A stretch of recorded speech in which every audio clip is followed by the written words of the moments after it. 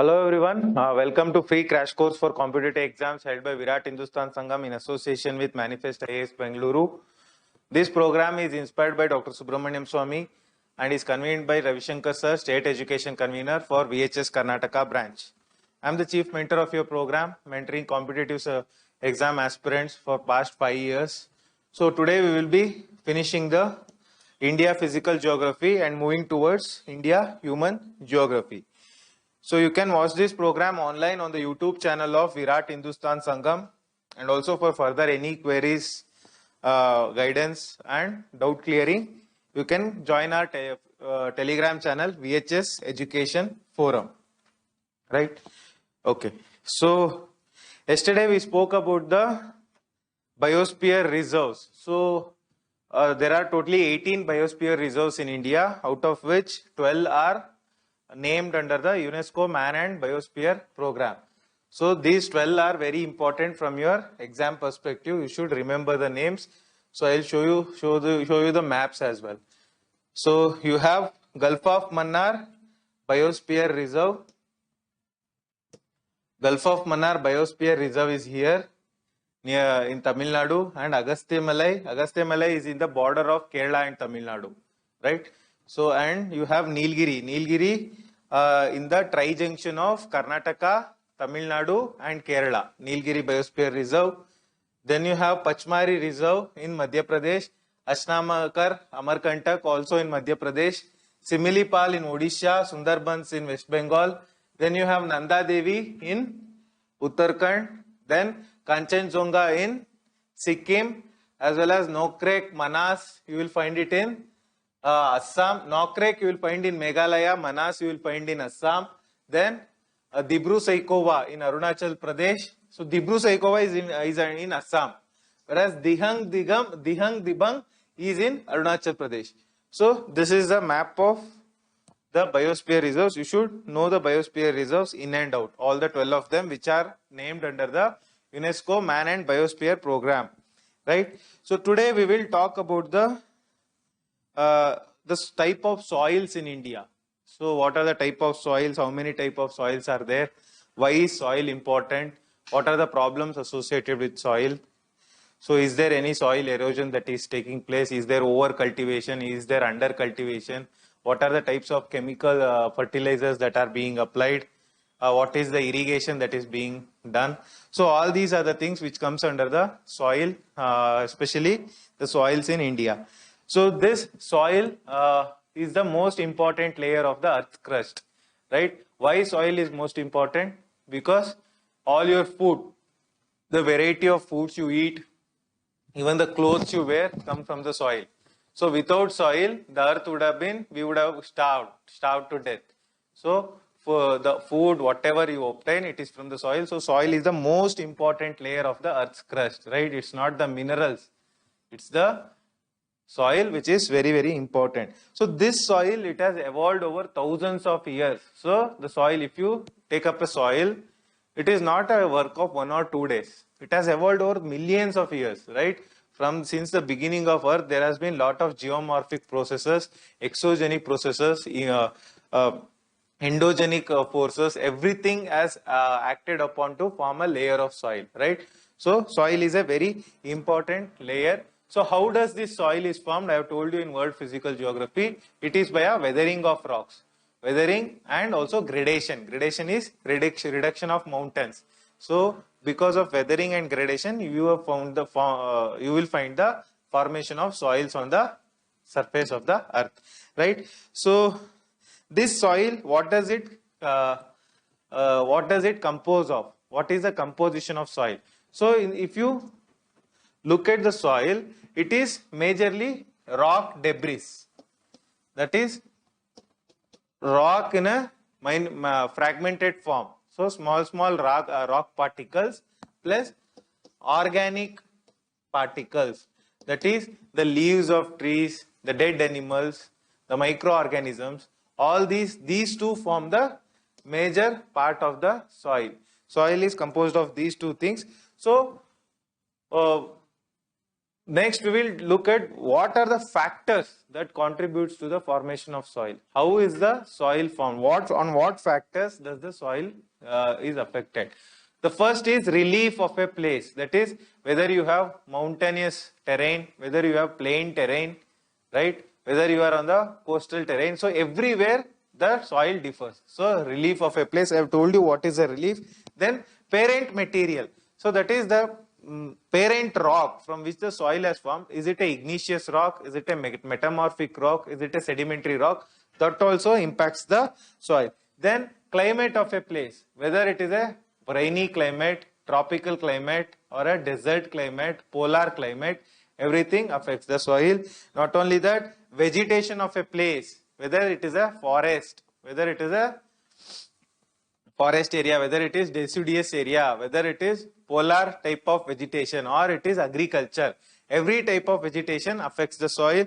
Then time also impacts. So the more the time you give, better the soil will become. So time also has a important factor, but more than all these, so these are abiotic factors, right? So the more than all these, the most important factor is the humans. How humans impact the soil. We put all the fertilizers, pesticides. We will use, more than use, we misuse the soil.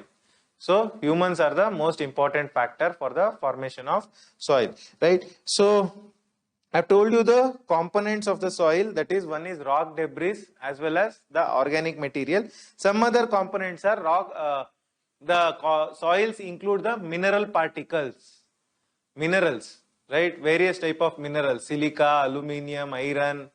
You name the mineral, it is found in the soil, right? That it includes humus, humus is dead vegetation, that is degrading vegetation. Not only that, the soil includes water as well as air. So all these are the components of the soil, right? So if you, so this is about the components of the soil and factors of formation of soil. Next, we will talk about the profile of soil. So soil profile is very, very important. So what is soil profile? Soil includes basically three layers.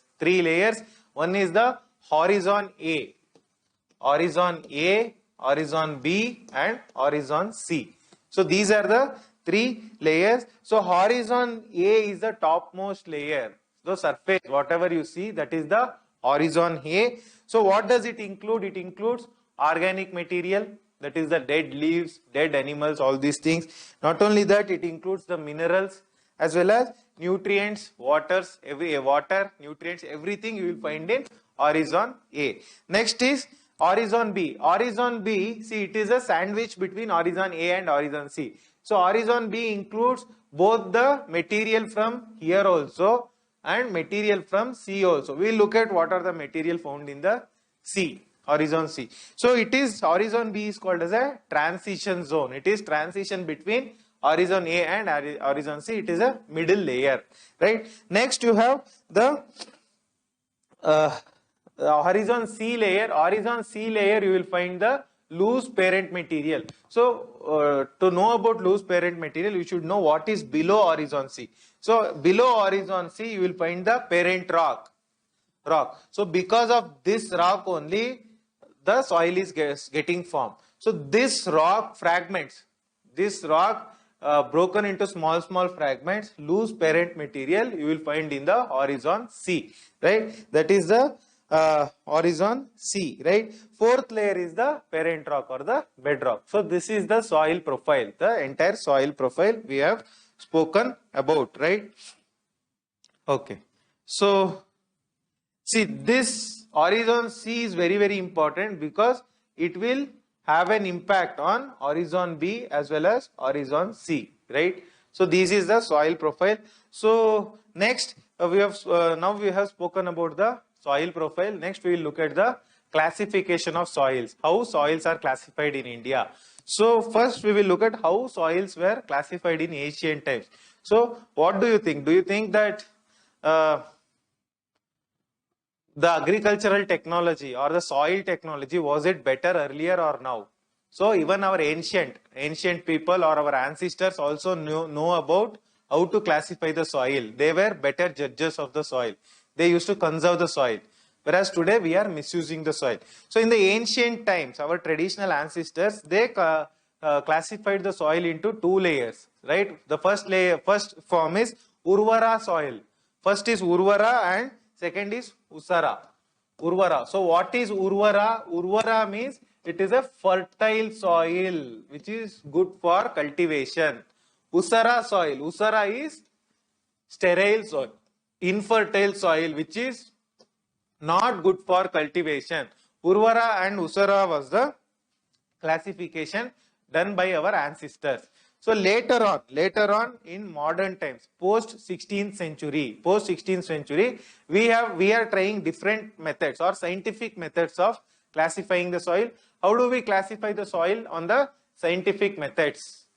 We classify it based on texture. Texture means what? As soon as you look at a material, so how does it look to you? Whether it is having small grains or whether it is having big grains, right?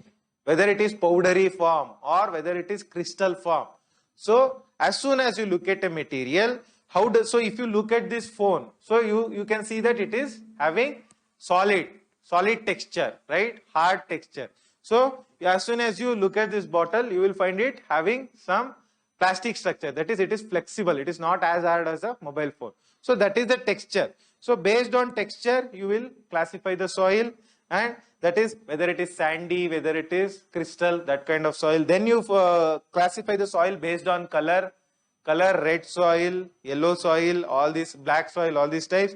Then you classify the soil based on the slope. So on which slope it is formed, whether it is formed on the plain area or it is formed on the slope area. Based on that, you will classify the soil. Then you will, last classification is based on the moisture. How much moisture content is there in the soil, right? These are the types of classification of soil in the modern times, that is post 16th century, based on scientific classification. So when you look at the, so which organization does the classification in India? So I have told you classification is done. Who does it? So is it done by the farmers themselves, or is it the scientists, or is it the government?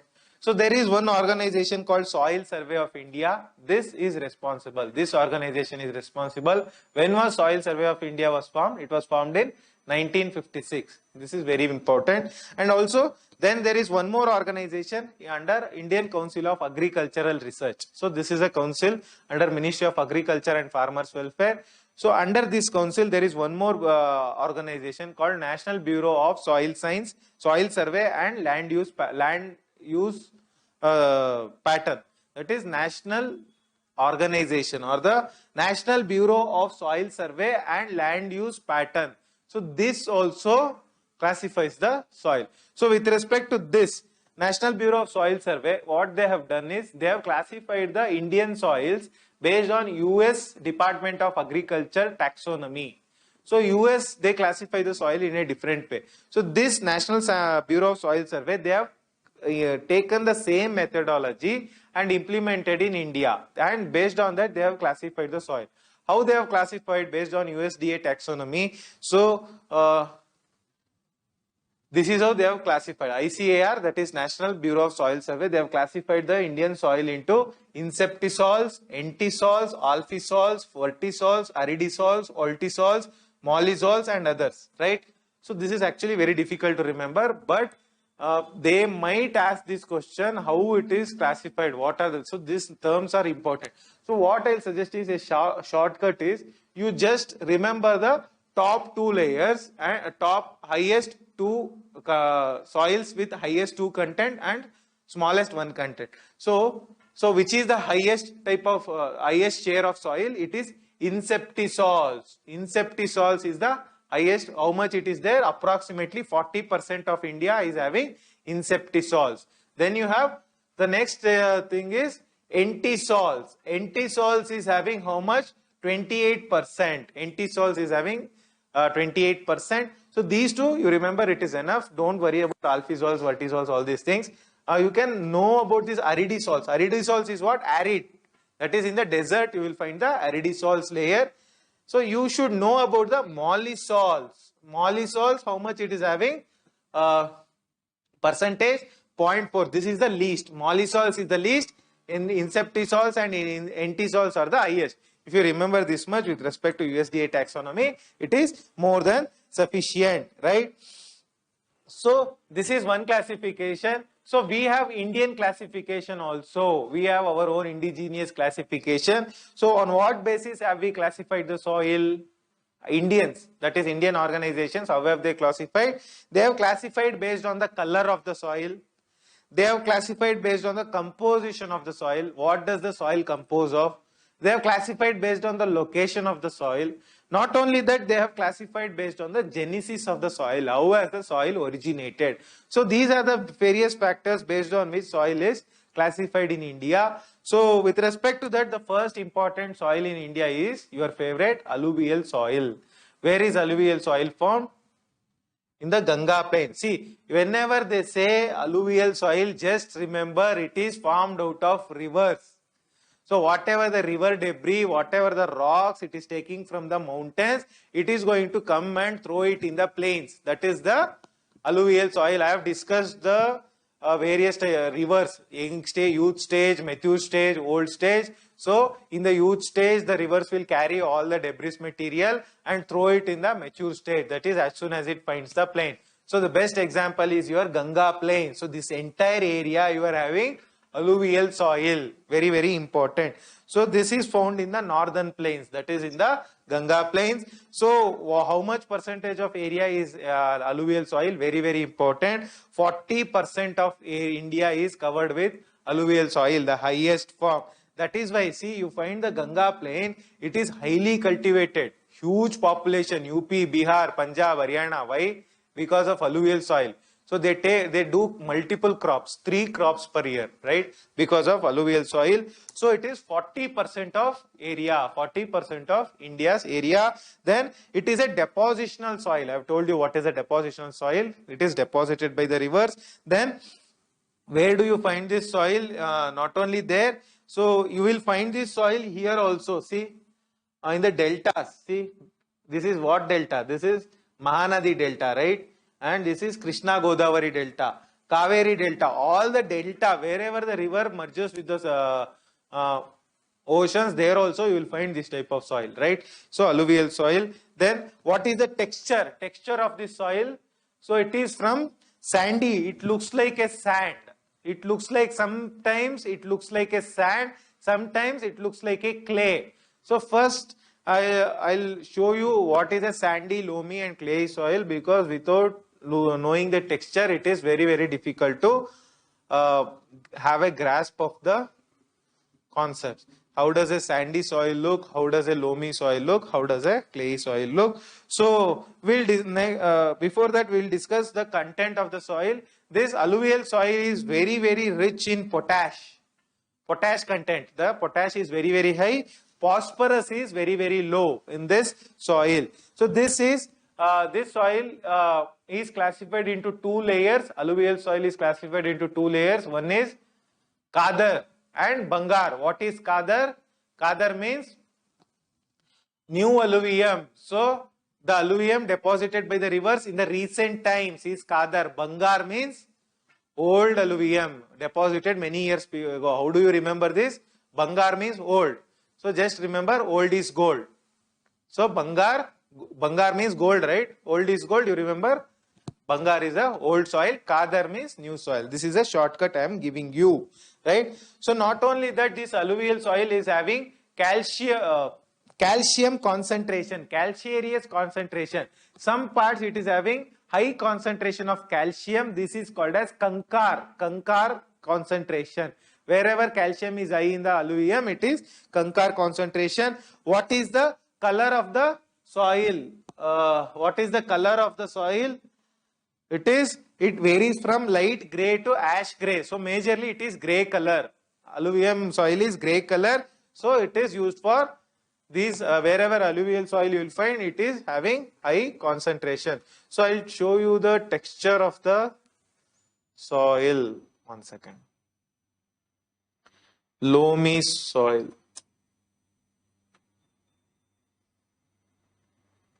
Because we have been studying loamy, clayey, sandy since our school days, but till now we have Not understood. How does it look like?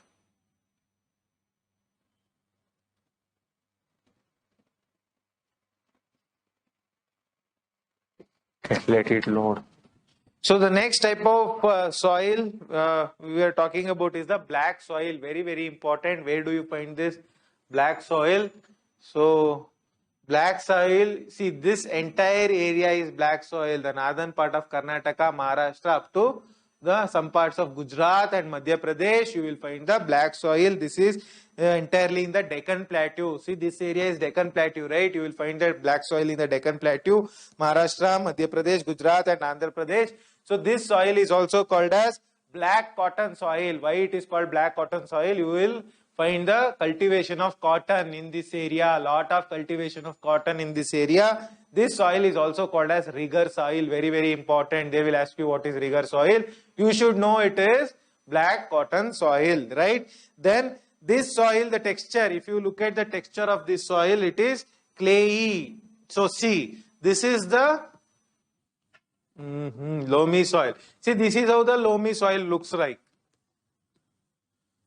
What happened with the internet? It is slow.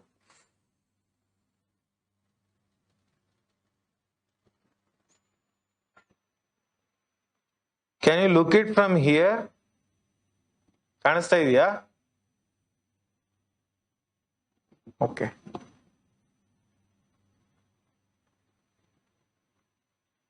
See, this is how the loamy soil looks like. See, loamy soil andre, you just remember it is a mixture of clayey, sandy, all type of soils.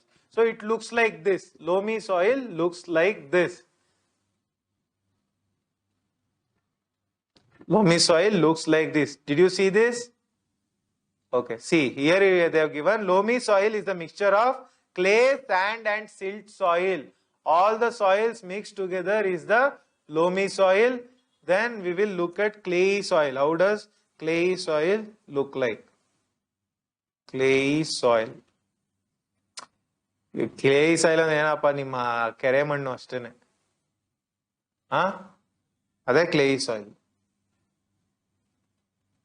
This is clayey soil. Understood? This is how the clayey soil looks like. Then you have the sandy soil. Sandy soil is just like what do you find in the deserts.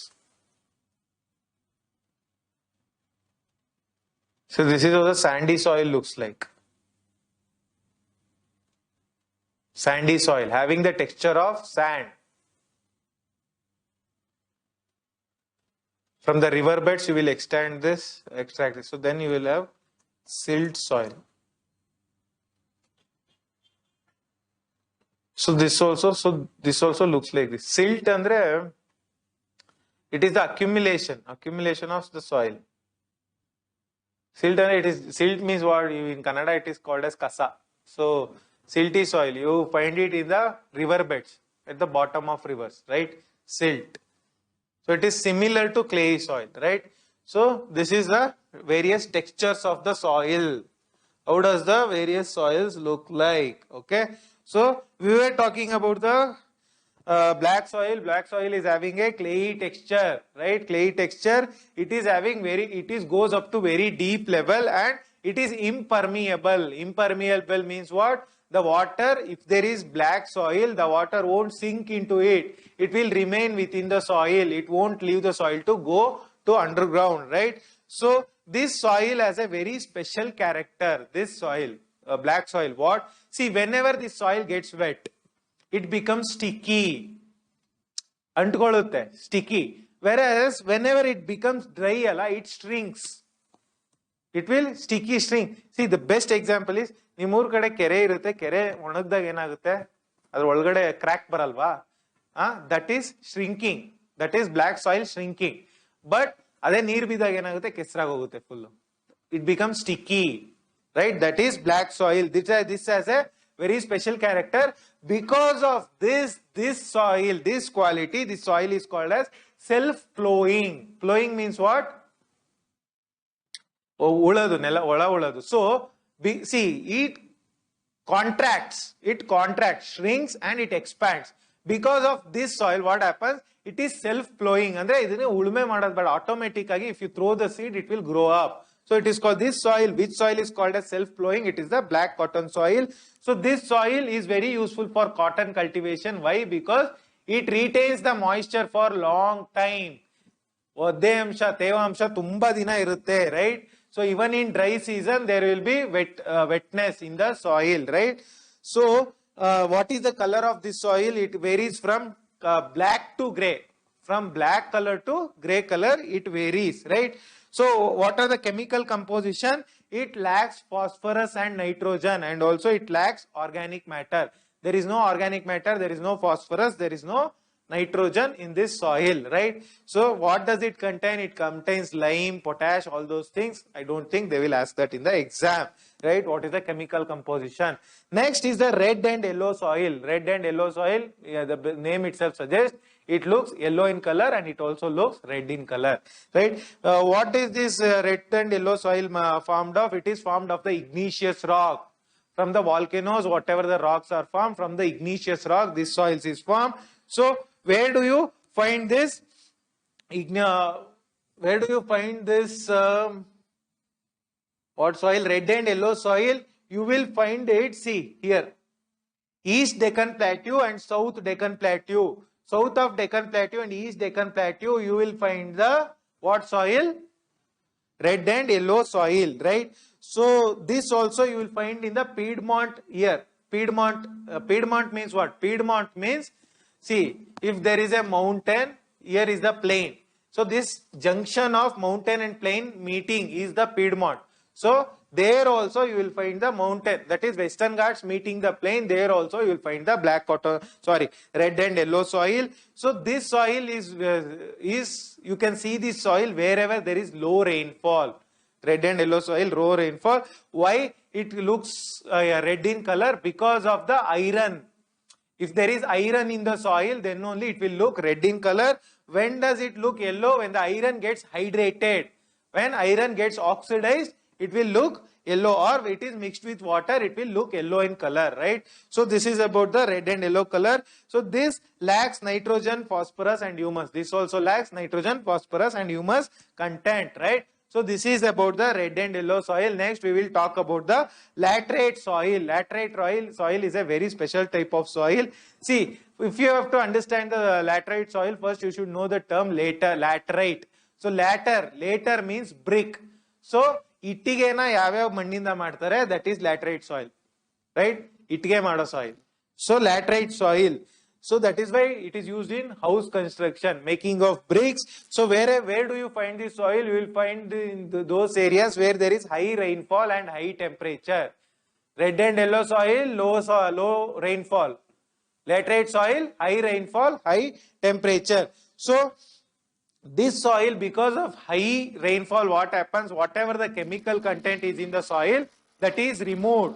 So the chemical is removed from the soil. So there is after all the chemicals is removed, only two things are left out. So what is left out? That is lime and silica is left out. Every other mineral is taken out of the soil, leached out, right? So this soil is poor in organic content. It is poor in nitrogen. It is poor in calcium. Alluvial soil is rich in calcium. That is why it is called conchar nodules. Whereas this soil, laterite soil, is poor in calcium. So what is it rich in? It contains lot of potash and iron oxide. The chemical content, I don't think they will ask, right?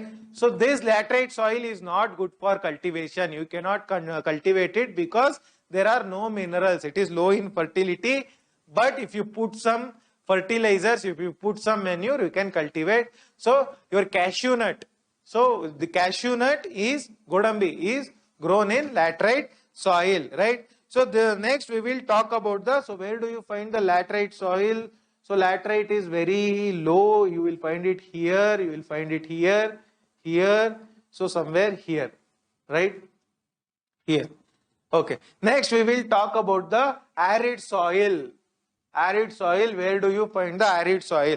Wherever desert is there, there you will find the arid soil. What is the color of the soil? It varies from red to brown color.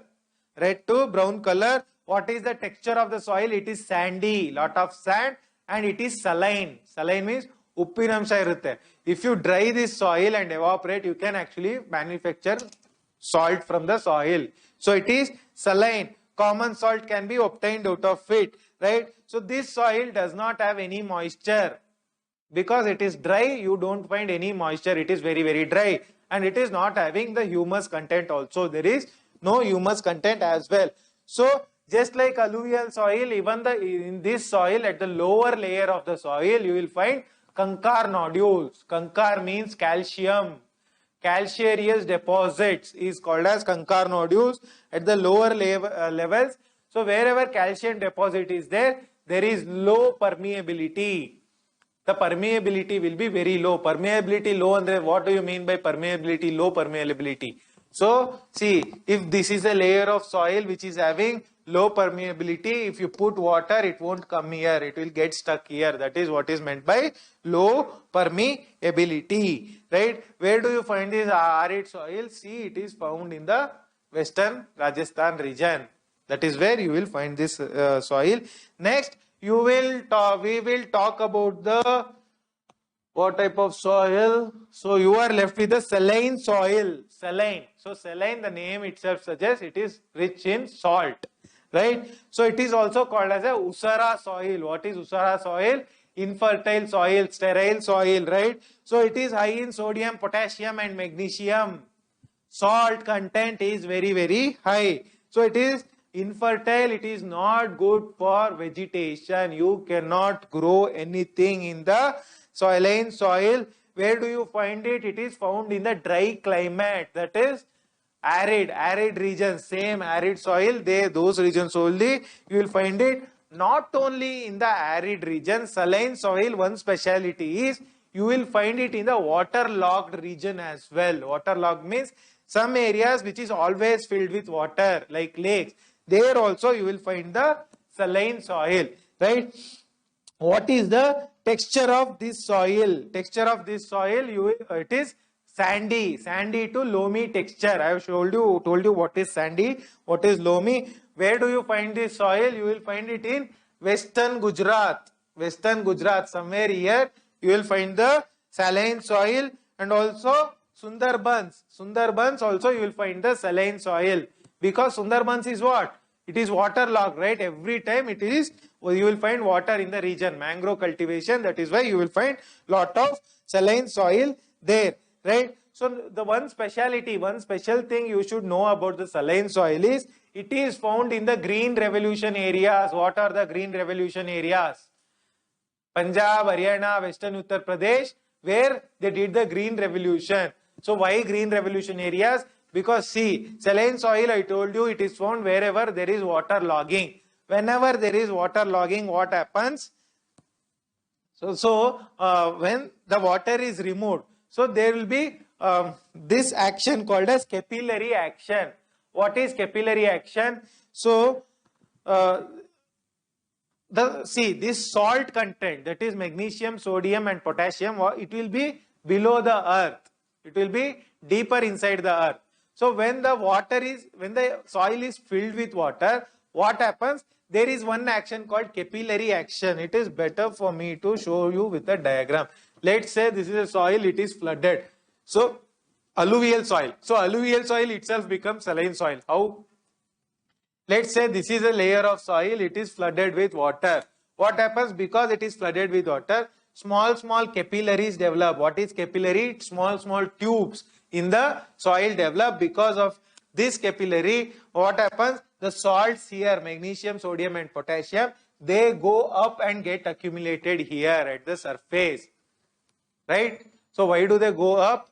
Because of the pressure difference, right? So the best example is, see, if you want to take petrol or water from a tank, what do? You put a pipe, you will suck it and leave it. So the water will be continuously flowing, right? You need not keep sucking it. That is capillary action.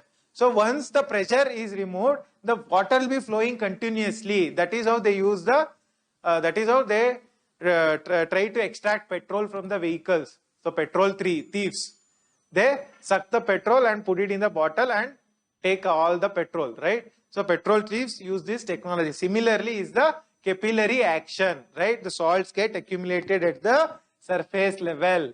Surface level, salts get accumulated.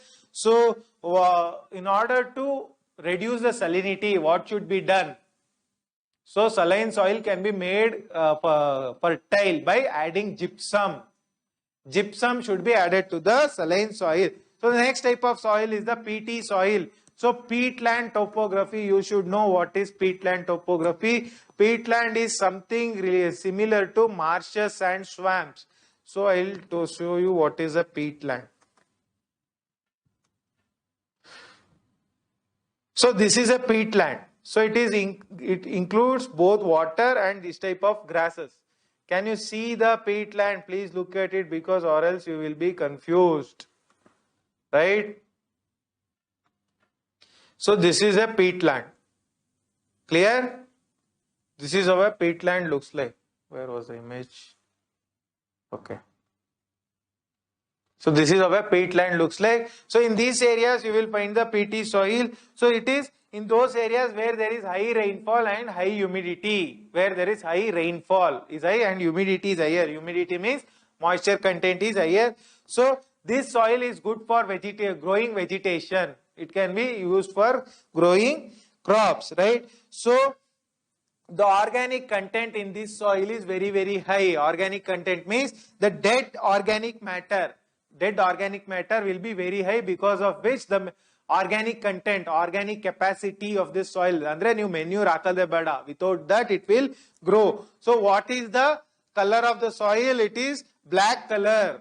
It is having black color. Where do you find this peaty soil? You will find it in the northern Bihar and eastern coast. Somewhere here and northern Bihar part you will find the peaty soil. So this is about the peaty soil. Then you will talk about the forest soil. See, this is where you will find the forest soil.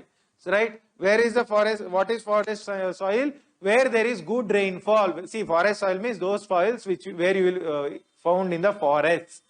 Right? Where there is good rainfall. What is the texture of the soil? It is from loamy. It varies from loamy to silty. Loamy to silty. Right? So this soil is fertile in the valleys. See, the speciality about forest soil is, let's say this is a mountain and this is a valley. So whatever the soil you will find in the valley, it is fertile. Whatever the forest soil you will find on the mountains, it is not fertile, it is infertile, right? So this is the speciality of forest soil. So at the valleys it is loamy and silty. At the upper slope it is coarse, that is crystal form. Crystal form you will find in the upper slope, right? So this is about the forest soil. If you know this much, it is very, very sufficient. So we have spoken about the various type of soils till now. So why is soil important? See, as you see all these soils, don't you think soil is also a living being? Because it gives life. It gives life for the crops. It gives life for the animals, right? So this soil is also, they also get born, they are also dying. So they also develop, they also decay. So, but one thing that is happening bad for the soil is soil degradation. Degradation of the soil because of excessive chemical fertilizers, excessive pesticides, excessive cultivation. Soil ge rest illa. One crop admele innond crop haagtane irtare. So and also you put some hazardous materials, right? Hazardous, poisonous material on the soil. So pollution, plastic and all get accumulated, and also you will encroach the soil. Soil idre, you will build buildings over that, because of which soil is lost. So these are all the degradation of the soil. So soil degradation means, it just simply means decline in fertility. Soil is not good for cultivation. If the nutrition decreases, that is when the soil gets degraded. So now we will speak about one very important concept called as soil erosion. Okay, soil erosion. So what is soil erosion? Loss of soil is called as soil erosion, as simple as that, right? Who erodes the soil? It is either water or wind. Water removes the soil or wind removes the soil. Water, so with respect to erosion of soil from the water, you will find sheet erosion and gully erosion. What do you mean by sheet erosion? Sheet means thin layer of the soil gets eroded. So the upper layer of the soil, if it gets eroded, it is called as sheet erosion.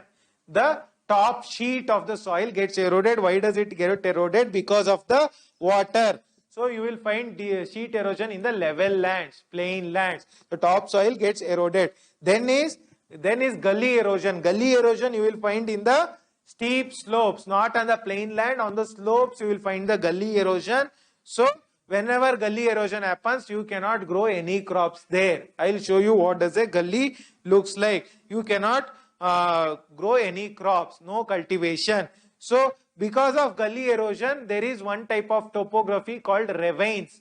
Development of ravines, bad land topography. Where do you find ravines? I have told you, you will find it in the Chambal region, Chambal ravines. I have told you Chambal, how does it look like, right? So as per the Government of India data, we have every year we are losing 8,000 hectares of land to ravines every year. 8,000, so that's a very big number. How does a gully look like? Gully erosion, not the gully of the, what do you talk about, or not the gully of the cricket.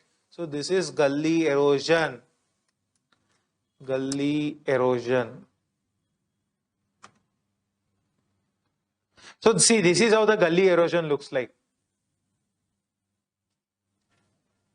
So can you grow any crop here? No, impossible. It's impossible to step our foot on it. We will fall. Right? So this is how gully erosion looks like. Okay. Okay, so next is, this is with respect to erosion from the water. Next we will talk about the erosion from the wind. Wind erosion you will find in the desert region, that is arid. So this is how a gully erosion looks like. So wind erosion you will find in the arid and semi-arid areas where there is desert, right? So with respect to the talking of natural erosion, see, erosion is a natural process, but there is as much as the erosion, there that much there should be deposition, then only there will be a balance. But what happens, sadly, humans have disturbed it. Humans have disturbed the natural erosion and there is artificial erosion now, right? What is the impact of the erosion? What impact does it have? See, because of soil erosion, what happens? It causes floods. See, what happens, this soil, they will go and get accumulated in the river. So river level will rise, right? So river will spread in the normal area. So river, the channel of the river, if it is filled with the soil, where will the river go? So it has to flood, right? It has to flood the villages. So flooding will happen. Not only that, it will damage the agricultural lands, right? So what is the cause? One of the causes of the why does the erosion takes place? It takes place, one of the causes of erosion is deforestation. See, what happens if there are trees, they will hold the soil together. The roots, so you have seen the roots of the coconut tree, right? Coconut palm. So it is actually very huge. So it holds the soil together. But if you remove the tree, what happens? The soil will loosen up and the soil will flow, right? It will get eroded, right? Deforestation is one cause. Then the next cause is over irrigation. If you fill the soil with too much water, over irrigation is also one cause. And because of over irrigation, salinity increases, capillary action, all that I have told. Not only that, chemical fertilizers, adding chemical fertilizers is also one of the cause of the soil erosion, right? So this is about soil erosion. They have told that half of the land, the half of India's land is degrading because of soil erosion. As per the Government of India data, half of India's soil is degrading because of soil erosion. So soil erosion is there. Whenever soil erosion is there, we should talk about soil conservation. How do we conserve the soil? So soil conservation means improving the condition of the soil, making the soil fertile, right? making it fertile, making it good for cultivation, making it not to flow or making it not to erode, right? So there are various techniques. So what is first technique is, first is checking the erosion on the slopes.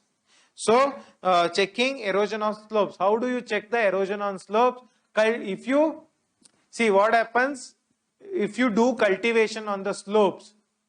So tea cultivation, all those things. It is if you do without if the gradation is like this. If the slope is like this, if you just plant the trees, it is not going to help. It will actually increase the erosion. So how do you decrease the erosion on the slope? You will form terrace farming. I will show you how a terrace farming looks like, right? You should form terraces, counters, or counter plowing, all those things. I will show you how does a terrace farming looks like. Terrace cultivation.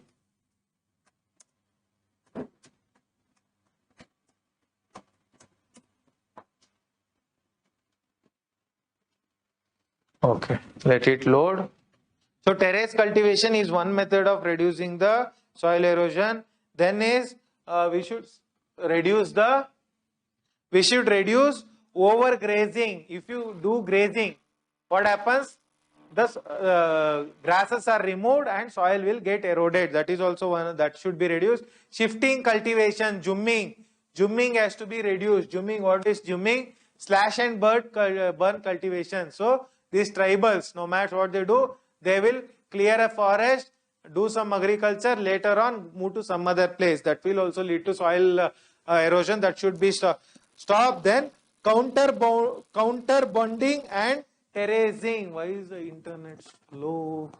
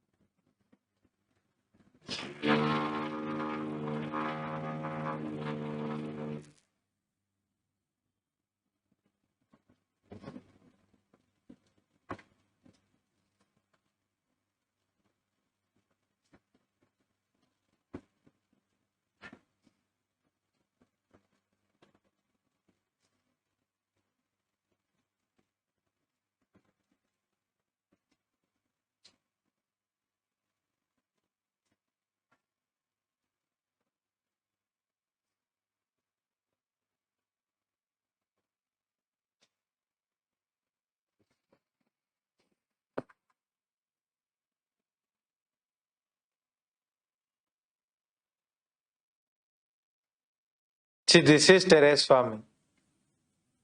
Like this. These are called the terraces. You cannot do plain cultivation. You should do terrace type of cultivation. This is terrace farming. Then counter bunding.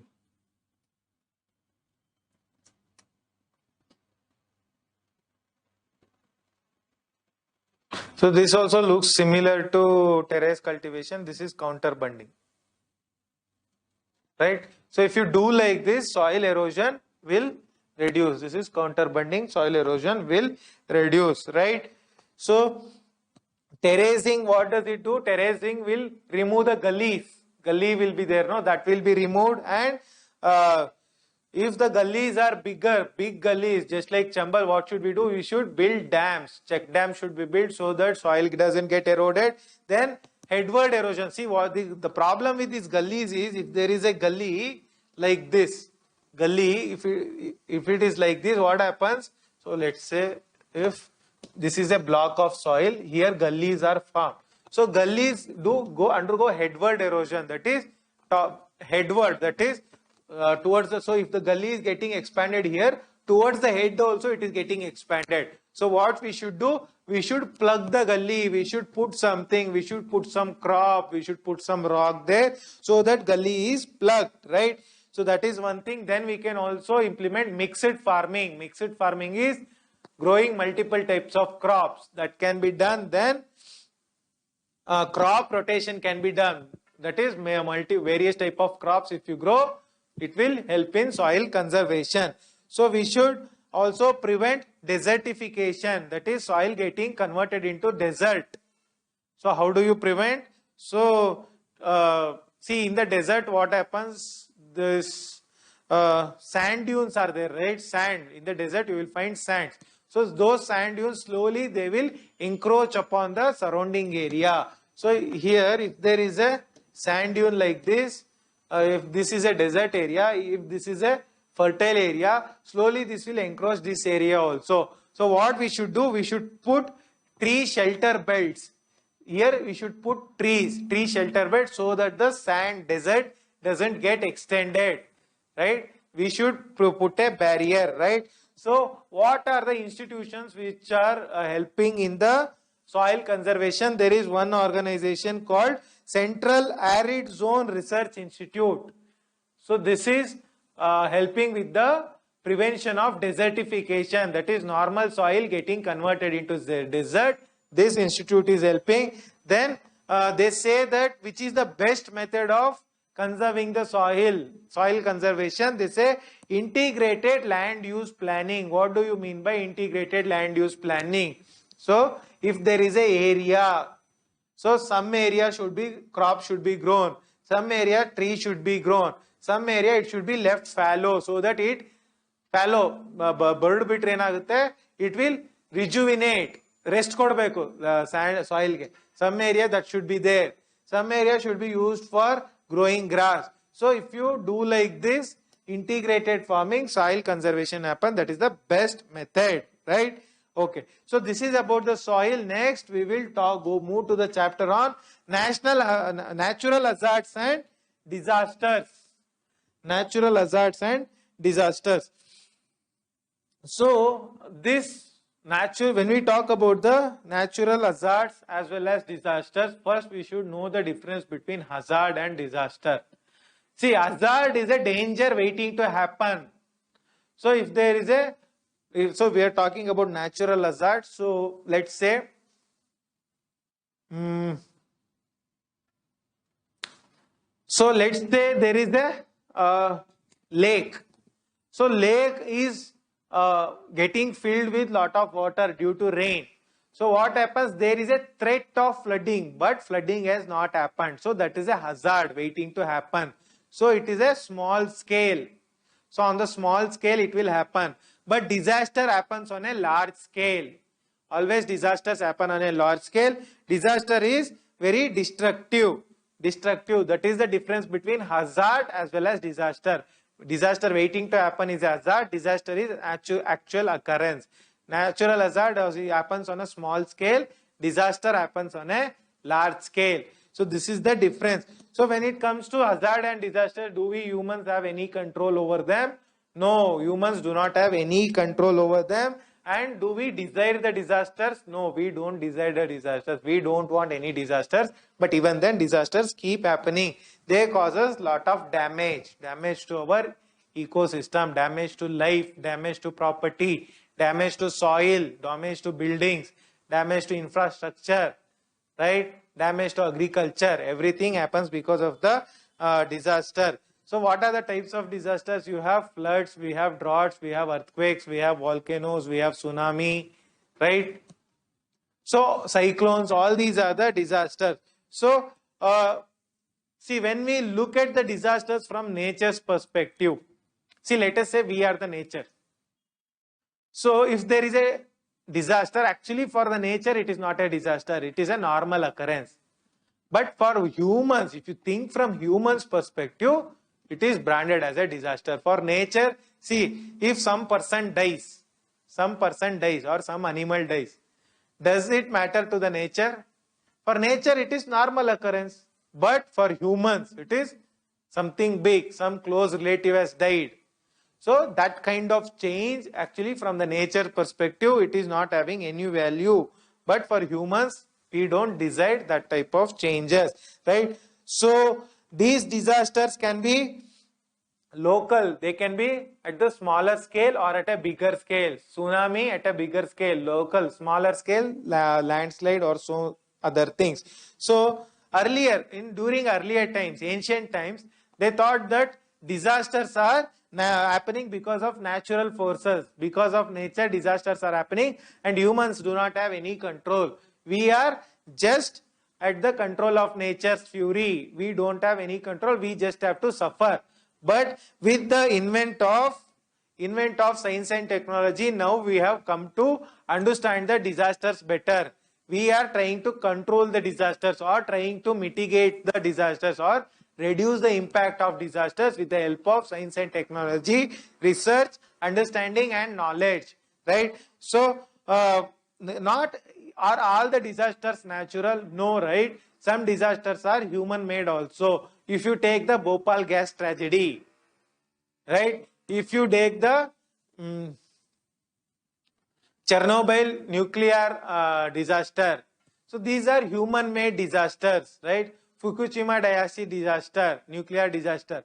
So all these are the human made disasters. Even the landslides, some landslides also are human made, right? So we cannot prevent the disaster. So disasters are natural. Because they are natural, we cannot prevent them, but we can reduce the impact, that is mitigate the disaster, and we can manage the disaster. So with respect to disaster management, there was one conference which took place with respect at the global level in order to reduce the impact of the disasters. So this conference is called a Yokohama Conference. Yokohama Conference, this happens in 1994, very, very important. So this conference is called as World Conference on Disaster Management. It is a World Conference on Disaster Management, happens in 1994, Japan, Yokohama.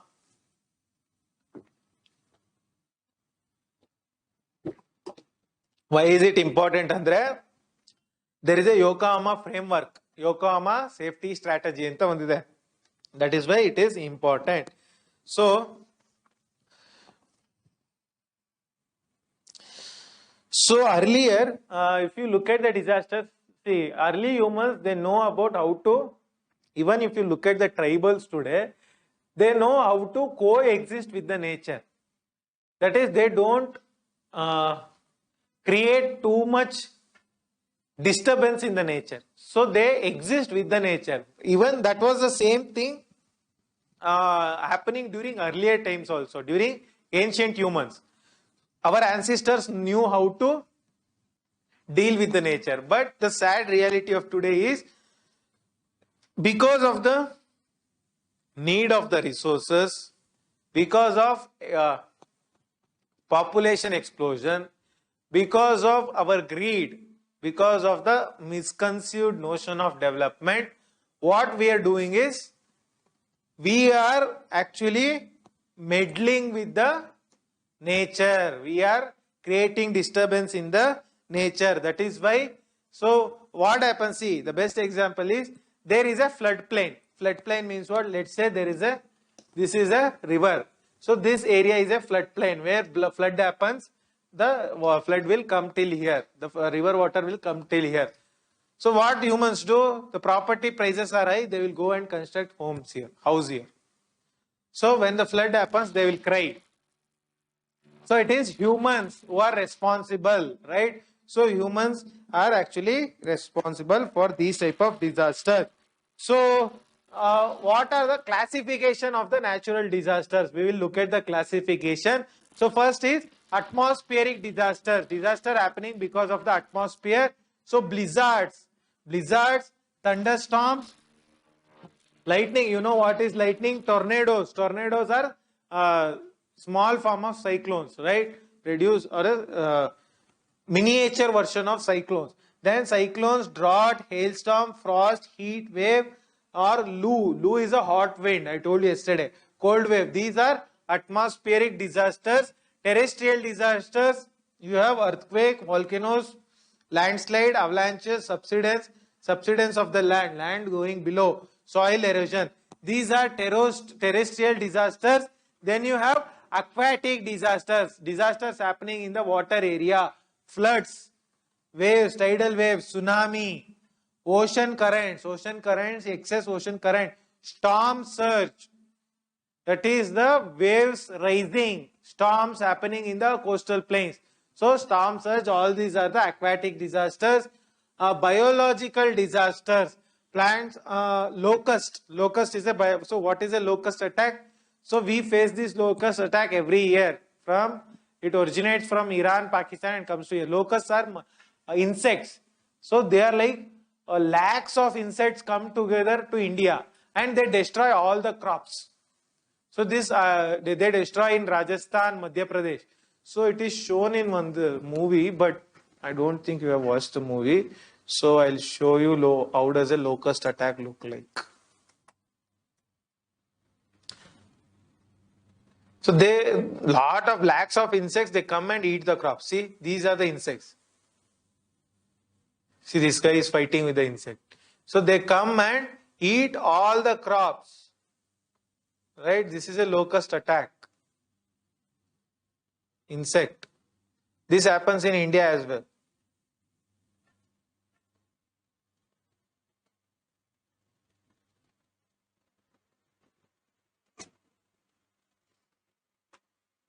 There is one Surya's movie called Kapan. So in that movie they have shown about the locust attack, right? Okay. So locust attack, insect infestation, fungal, bacteria, viral diseases, bird flu, dengue, all these are the what disaster? Biological disaster.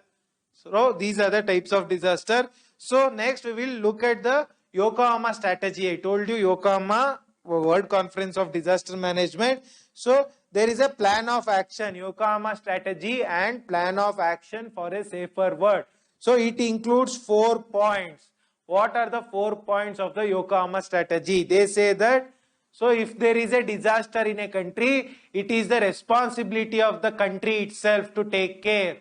The government of the country should take care of their citizens or protect the citizens from the disaster. And the second criteria is they should the country international arena, we should pay attention to the least developed countries, developing countries and small island countries. Why these countries? Because these countries do not have the capacity to cope up with the disaster. That is why they need help. Least developed country, developing country and small island country. Then the third step they say is there should be capacity building. Capacity building means what? So if there is a disaster, we should build scientific capacity to predict the disaster. There should be national disaster response force. Some dedicated force should be there to tackle the disaster. Then there should be a national disaster management authority. Then there should be a national disaster management fund. All these things we have in India. So that is capacity building should be there. Then there should be a legislation. So we have National Disaster Management Act. Disaster Management Act 2005. So that kind of act should be there. Then the fourth step they say is we should collaborate on the sub-regional, regional and international level. At 3 levels, sub-regional, that is at the state level, national level and international level, we should cooperate. Why should we cooperate? In order to build our capacities to tackle the disaster, in order to exchange the technology to tackle the disaster and also to mobilize the resources to tackle the disaster. That is mobilization of funds, mobilization of material, men, all these things, right? So this Yokohama strategy says that this disaster affect the poor people a lot. So we should help them, right? Not only that, not only poor people, it affects the developing countries more. So we should help the developing countries, right? So after this Yokohama strategy, they have named the year from 1990 to 2000. 10 years starting from 1990 until 2000. They have named the year as International Decade for Natural Disaster Reduction. International Decade for Natural Disaster Reduction. Which year to which year? 1990 to 2000, right? Very, very important. So this is about the Yokohama strategy. Next, we will talk about the disasters and hazards in India with respect to India. So when we talk about India, it is a very big country, lot of diversity is there. So it is a very having vast topography. That is why India is called as what? India is called as the Indian subcontinent.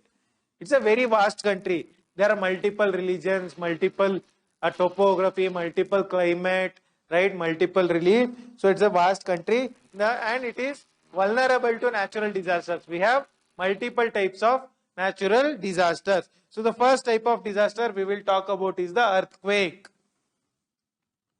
Okay. So earthquake. So we have spoken about the earthquake earlier. So this earthquake, when we speak about earthquake, it is, can we predict the earthquake?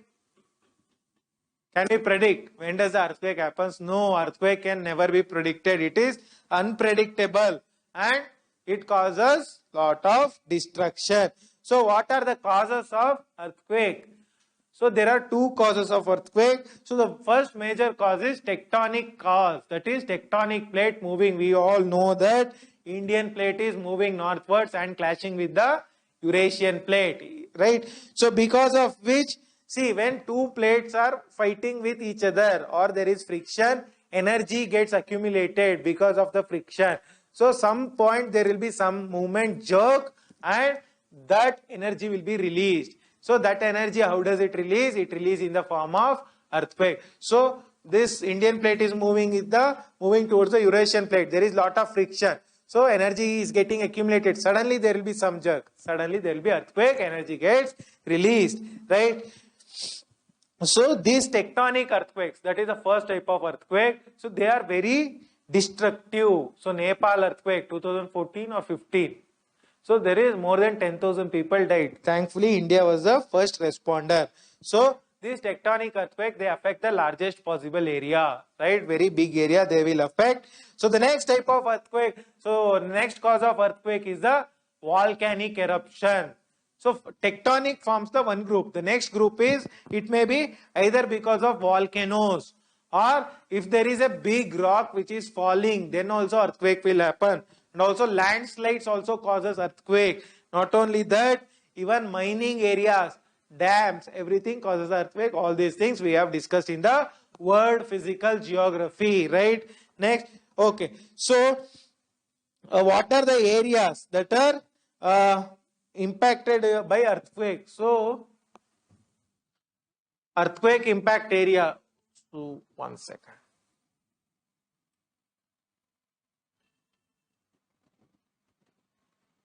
Yeah. So earthquake impact area, see, is this map visible for all of you? So this area, so we have divided the earthquake impact into areas and zones. So we have 5 zones of earthquake impact, right? So the northeast, the entire northeast area falls under very high damage risk zone.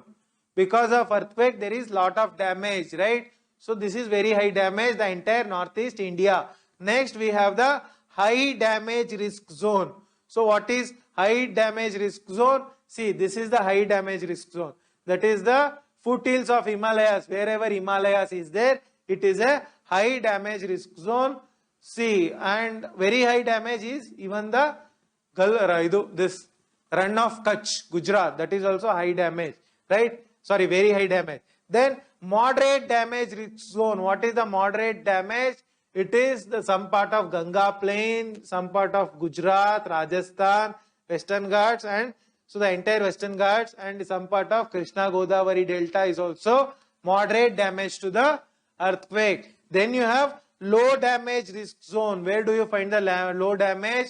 So the Delhi Ridge, the Rajasthan belt, some part of UP, Madhya Pradesh, your entire Tamil Nadu, some part of Karnataka, Andhra Pradesh. This is low damage risk zone. Then very low damage risk zone, the entire Karnataka plateau, Odisha region, the Madhya Pradesh, Rajasthan region is the very low damage. Thankfully, Karnataka is low damage risk zone, right? From the, okay. So these are the 5 zones of earthquake in India. So what are the institutions? So which institutions deal with earthquake in India? So it is Geological Survey of India and one more institution, National Institution of Disaster Management, National Institute of Disaster Management. They deal with the earthquake. So next we will, so this is the map of earthquake hazard zones. This is prepared by the Government of India, some Geological Survey of India, they might have prepared the map, right? So what are the effects of earthquake? So earthquake in the ಏನೇನಾಗುತ್ತೆ? So on the ground what will happen? Fissures or cracks will develop and landslides will happen. Liquefaction means soil will flow in the form of water. Soil will mix with the water and flow. Earth pressure will be there. It will impact the other chain effects will happen. So on man-made structure, on buildings, dams, bridges, what will happen?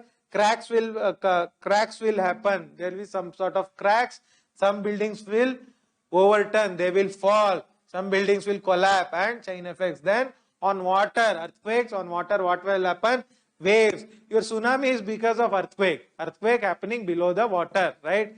Waves will happen. Then tsunami, all these things are the effects of earthquake, right? Various type of earthquakes on various topography. So what are the consequences of earthquake? Earthquake in the ಏನೇನಾಗ್ತದೆ? See, on people, lot of people will die, right? Lot of animals will die.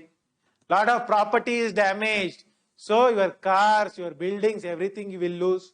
Some people will become homeless, right? Not only that, this is with respect to people and property. We have impact on the environment as well. On environment, what do we have? We will find Earth's crust. So Earth's crust, the top layer of the earth, there will be cracks developed. So when the cracks will be developed on the earth crust, so water, below water will come out and flood the region. So environmental impact will happen, landslides will happen. So these are the consequences of earthquake. It is similar to the effects. So what should we do to control the earthquake? What is the measure? So we have earthquake hazard mitigation. We cannot stop the earthquake, but we can reduce the impact. So how do we reduce the impact? So we have to prepare for the earthquake. So the first thing is, what are the steps? We have to build some earthquake monitoring centers, scientific and research centers where scientists work in and out day and night to predict the earthquakes or to reduce the impact, right? So seismological centers. So seismology, what is seismology? So there will be some graphs, right? It will be like this.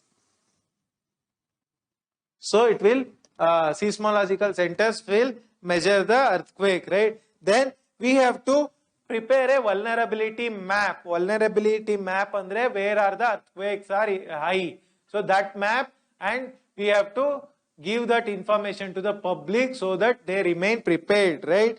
Then we should avoid building houses or big structures on certain areas which is affected by the earthquake. So where there is high risk of earthquake, we should avoid tampering, right? So, and building designs should be modified. So I have heard that in Japan there is every minute there is one small earthquake. So what they have done is they are constructing the houses with wood and some earthquake resistant material. So these houses, what they do, even if earthquake happens, it acts like a shock absorber. Just like your bikes have a shock absorber for this humps and all, these houses have shock absorbers in Japan. So that type of design we should build, right? Not only that, we should modify the house types, right? And so these are the things we should have with respect to earthquake. So the first thing is people should be made aware and we should avoid tampering with the nature, right? This is all about the earthquake. Next we will move towards the most important thing, the tsunami. Tsunamis, right? Tsunamis are called as, so there are multiple names for tsunamis. Tsunamis are also called as harbor waves or seismic waves or seismic seas waves or shallow water waves. Why it is shallow water wave? See, when the tsunami is there, when in a deep sea, when the depth of the sea is very high, we won't notice the tsunami because the entire wavelength of the tsunami will be within water. But because since the sea is deep, but as soon as the tsunami enters the shallow waters or continental shelf, the depth will decrease. Only the depth will be here. So what will happen? Tsunami will rise above the surface. Right? So shallow water, tsunami will rise. Right? So,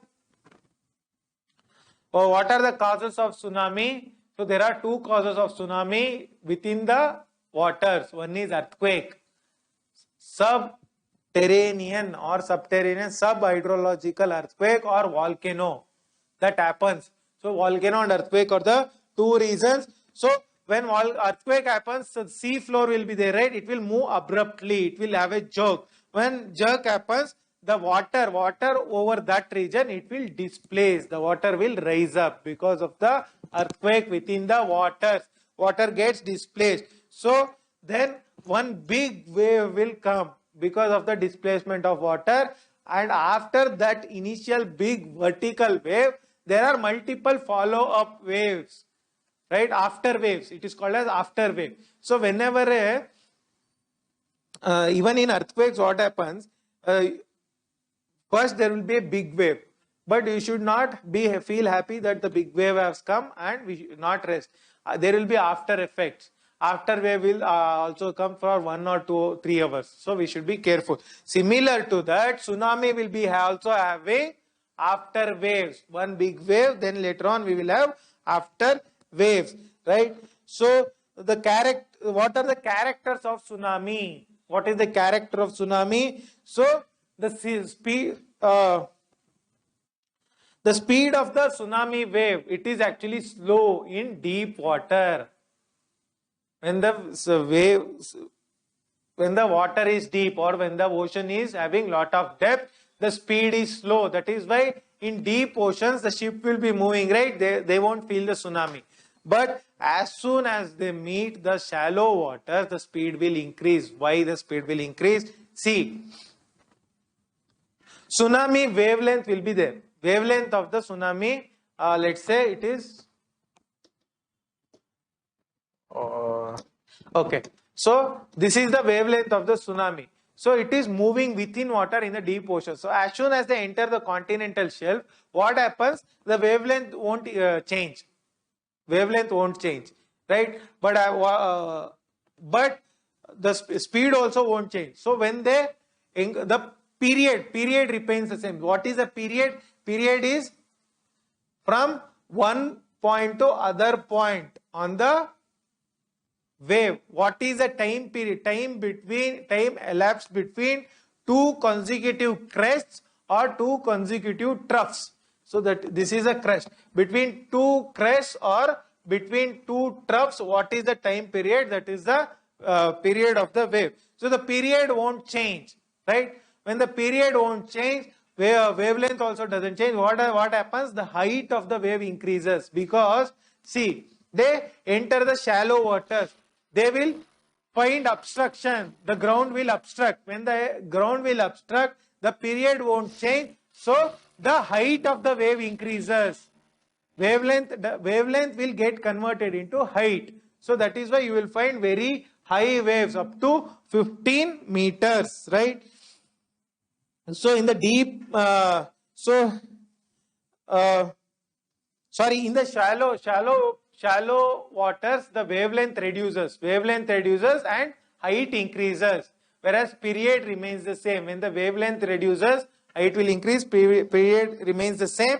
So this is about the character of the tsunami. Why tsunami affects in the shallow waters, not in the deep waters. So where do you find the tsunami? So tsunamis are more found in the Pacific Ring of Fire. In the Pacific Ocean, you will find lot of tsunami happening, right? So what is the consequence of tsunami? Consequence is there is lot of destruction happens. Many people will die. Property will be damaged. So even the tsunami, just like earthquake, tsunami is also very difficult to prevent. You cannot prevent a tsunami, right? So with respect to prevention of tsunami or predicting the tsunami, we have one international organization called International Tsunami Warning System. International Tsunami Warning System is there. So we have one Indian organization also. Let me check. What is the Indian organization?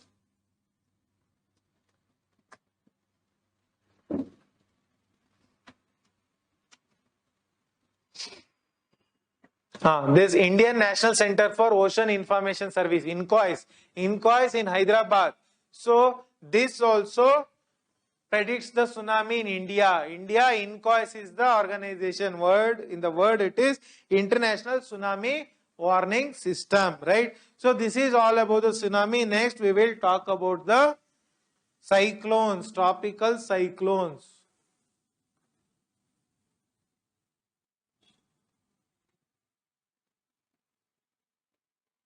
Yeah, so this is the cyclone map of India. So what is the, when we talk about the tropical cyclone, first understand why it is called a tropical.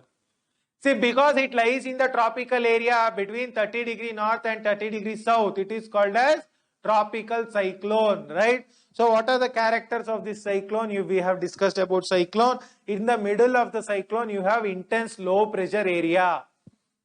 Low pressure area in the middle, around which there is, so there is, in the middle you have a low pressure area. Around this the air will blow, the wind will be blowing, right? So the length of the width of the cyclone will be in thousands of from up to 250 to 400 kilometers. Width is from 250 to 400 kilometers. The height of the cyclone is up to 15 kilometers. It reaches up to tropopause, right?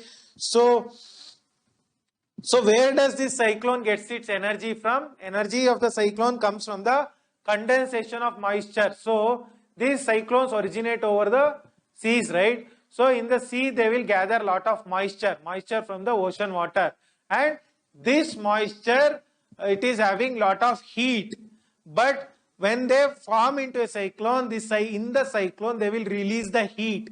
So that heat is the energy from which from that heat the cyclone gets the energy.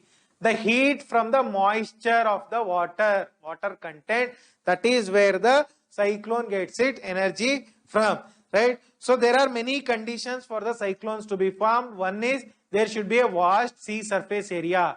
Sea surface area vast agirbeku, and the temperature should be more than 27 degrees Celsius. That is the first condition. Then there should be, second condition is supply of warm and moist air. So warm air should be warm and moist. ತೇವಾಂಶ ಇರಬೇಕು, ಬಿಸಿ ಇರಬೇಕು ಗಾಳಿ. So why it should be hot? Because that heat will only supply energy to the cyclone. That is the second condition. Third condition is there should be strong Coriolis force. Coriolis force I have discussed. I am not going to tell it again. That should be there, right? So why Coriolis force? If the Coriolis force is there, it will help in the rotation, right? This Coriolis force iddaga centrally low pressure iruttalla, that won't get filled, that will remain empty, right? So since why tropical cyclones won't originate in the equator, at the equator alli enaku originate agalla?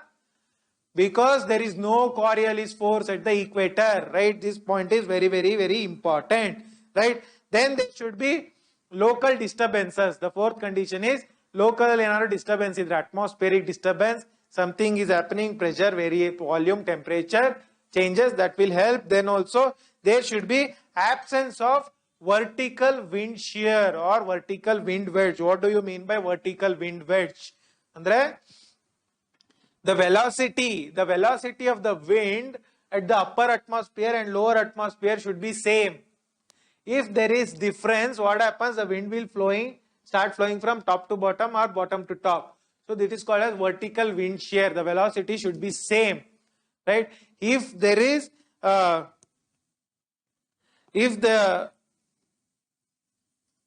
if the wind wedge is not there, then if that velocity is same idre, the cyclones won't form. If the velocity is different, cyclone will start forming, right? There should be absence of vertical wind shear, right? So then we will talk about the structure of the cyclone. How is the structure? So you know that the center of the cyclone is called as eye, where it is very low pressure, and around the cyclone there is large pressure. So if there is a cyclone like this, the pressure gradient will be high. Here you will be having low pressure, here high pressure. So the variation of pressure from one point to the other point is high. There is a large pressure gradient, right? So This is about the structure of the cyclone. We have discussed cyclone in detail in the World Physical Geography. So I'm just giving the gist. How is the cyclone distributed? In India, it is distributed in two areas. One is Arabian Sea, another is Bay of Bengal. So where do you find the cyclones most? Arabian Sea or Bay of Bengal? So Bay of Bengal, we will find the cyclones most. Most of the cyclones originate here, and even in Bay of Bengal, the cyclones originate mostly in the October and November time. So I see in the October, see in October and November, Bay of Bengal gets up to 53 and 56 cyclones per month. Arabian Sea also gets 17 and 21. Other months are having very less. June and July they get 34 and 38. So from this map you can make out that in the Bay of Bengal, starting from June or May, mid-May up to December is prone to cyclone. Whereas Arabian Sea, you see here, only June, July, October and November is prone to cyclone. So this is the data by the government agency. So hazard. So we'll talk about the hazard zone, cyclone hazard zones. What are the zones of cyclone impacting? So we have divided the cyclone hazard zone into 6 areas. Very high damage risk zone, very high. In very high damage risk zone, we have 2 areas, A and B, and then you have high damage risk zone, moderate damage risk zone. Even in moderate damage, you have 2 areas, A and B, and low damage risk zone. Totally 4 categories under 2 subtypes, right? 4 major categories, 2 subtypes. So this is a very high area damage, very high, and this is also very high damage, very high damage. And this is high damage area. This area is high damage to cyclones, right? And this area is moderate damage to cyclone. This interior Odisha is, interior Andhra Pradesh, Telangana is moderate damage, and this interior Madhya Pradesh and Maharashtra is also moderate damage. Karnataka plateau is again low damage area, right? So this is how the cyclone impacts, right? Impact hazard zones of the cyclones, right? Okay. So what are the consequences of the cyclone? So the consequence of cyclone is high in the coast or interior. Where do you find more consequences? You will find the consequences more on the coast. At the coast, you will have wind speed more than 180 km per hour. So there is one more concept of super cyclone. Super cyclone more than 250 km per hour, right? So that is the consequence of the cyclone, right? But the impact of the cyclone is less in the inland. That is within land, the interior lands, the impact of the cyclone is less. So cyclones, when we talk about the cyclone, we should speak about one concept called storm surge. What is storm surge? See, whenever you speak about storm surge, it is interaction of the land, sea and air. All the three things, land, sea and air combined together causes the storm surge in the ocean region. In the coastal areas you will find it, right? So how does a storm surge look like?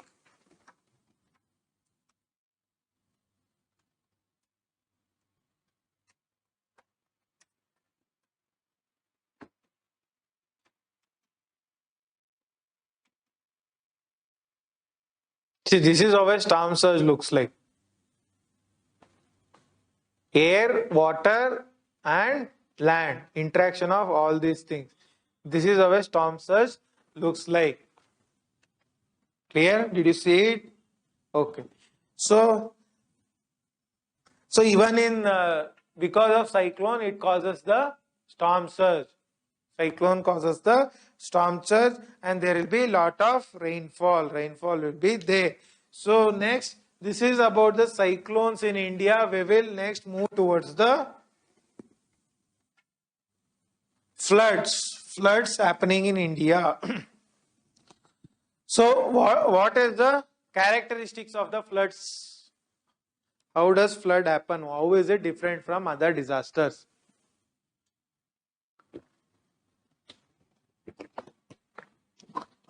See, compared to other disasters, which are happens immediately, floods happen very slowly.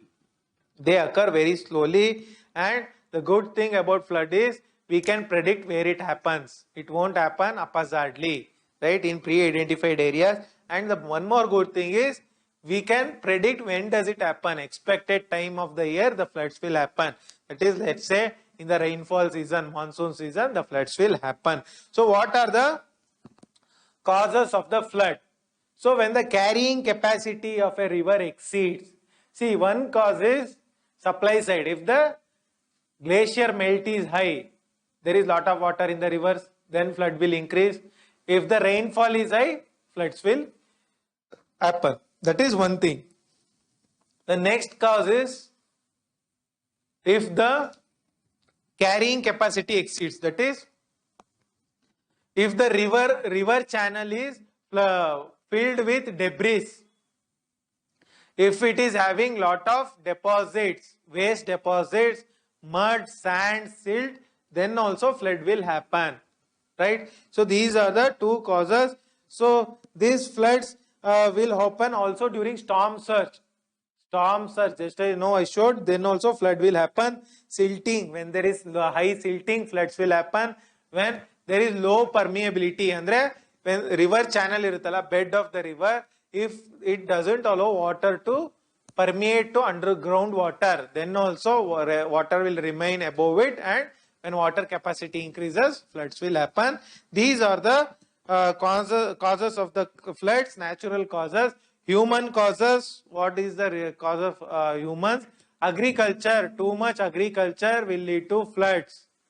So we are encroaching floodplain area and growing crops there, that will lead to floods. Then deforestation, does it cause floods? Yes, it does cause floods, because deforestation leads to soil erosion. Where does the soil go and deposit? On the rivers, because of which flood will happen. Then colonization, that is, if there is a lake and the lake has dried, what will we do? We will go and build houses. We will colonize the lakes.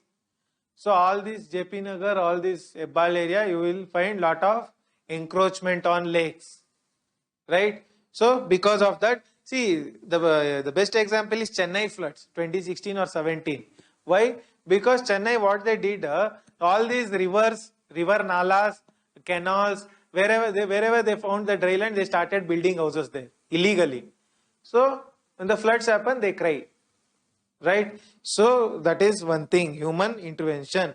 So what are the institutions to protect the flood? We have Rashtriya Bar Ayog.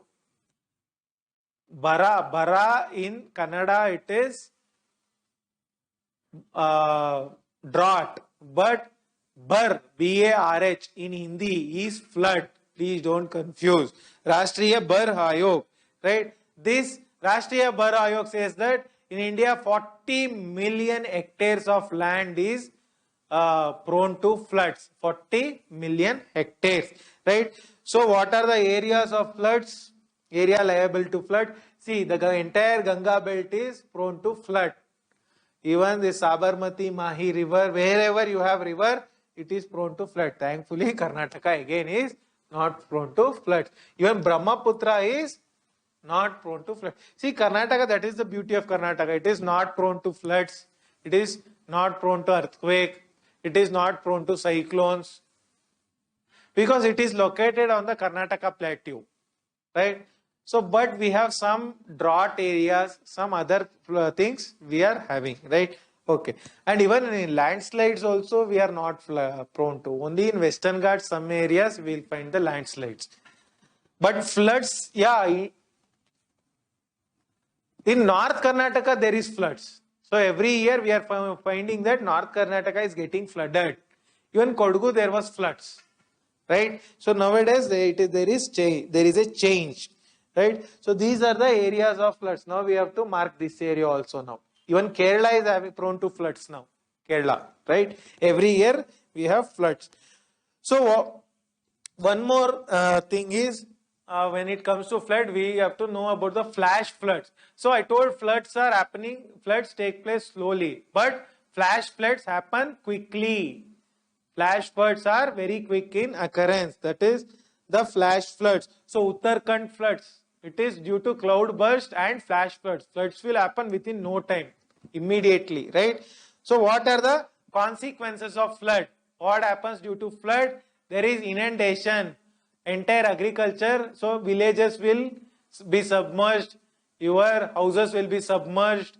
Your crop, agriculture field will be submerged, infrastructure will be damaged, there will be, because of floods, see when stagnant water gets accumulated, there will be lot of diseases, cholera, typhoid, jaundice, all these type of things. Then the only positive thing about flood is it brings good alluvial soil, which is helpful for growing crops. Fertile soil it will bring in, right? So how do we control the floods? We will build embankments. So if let's say, how do, yeah, see this is the river. What we will do, we will put one embankment here, artificial embankment, so that water won't cross, right? This is the natural level above which we will put one embankment so that water won't cross. Then we will build dams so that as to store the water. Then afforestation, increase the number of plants, that will also reduce the floods. Then remove encroachment. Wherever floodplain somebody has built a house, they should be thrown out from there, right?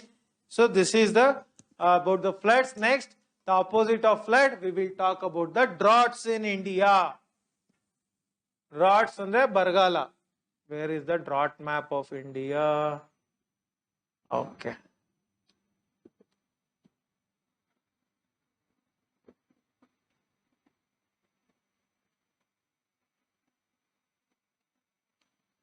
Yeah, drought prone areas. Drought prone areas in India. See, what do you mean by drought? For an extended period, there is no rainfall, there is no shortage of water. That is what is meant by drought, as simple as that. So, when does the drought happen? When there is less rainfall, less precipitation and excess evaporation, right? Evaporation is high, precipitation is less. So, when does, and also due to overutilization of water, overutilization of surface and groundwater, that will also lead to drought. See, this, when we speak of drought, it is a complex phenomena. It includes rainfall, it includes groundwater, it includes surface water, it includes river water, lake water, it includes soil moisture, right? It includes moisture in the air, it includes precipitation, it includes rainfall, evaporation. So it is a very complex concept, very interconnected concept, right? So what are the types of drought? These types of droughts are very, very important. They are going to ask you directly in the exam. The first type of drought is meteorological drought. What is meteorological drought? See, when there is inadequate rainfall, rainfall agila andre, or rainfall is distributed unequally over the places, unequal distribution, or there is no rainfall, then it is called as meteorological drought. Then the next type of drought is agricultural drought. What is agricultural drought? Soil moisture. If the moisture in the soil is less, it is called as agricultural drought. Very important concept. But some areas, they straight away declare it is not prone to agricultural drought. So what are the areas? If 30% of the area is irrigated by canal water or river water, then it is not prone to agricultural drought. 30% criteria. That is the second type of drought. The third type of drought is hydrological drought. What is hydrological drought? So in the storages, that is reservoirs and dams, if the water level falls, that is hydrological drought. Then you have one more type of drought called as ecological drought. What is ecological drought? The productivity of the ecosystem, that is ecosystem biodiversity.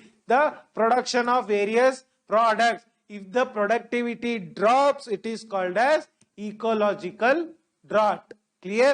So these are the types of drought. So what are the areas prone to drought? So we have four types of area: extreme drought prone area, severe drought prone area, moderate drought prone area, and drought free area. See, the Rajasthan Gujarat belt is extreme drought prone area, and the zone 2, that is Madhya Pradesh region, and also some part of Karnataka, Andhra Pradesh, Tamil Nadu is severe drought prone, and other area, yes, the most part of Gujarat and Maharashtra and the northwest part of Karnataka is moderate drought prone.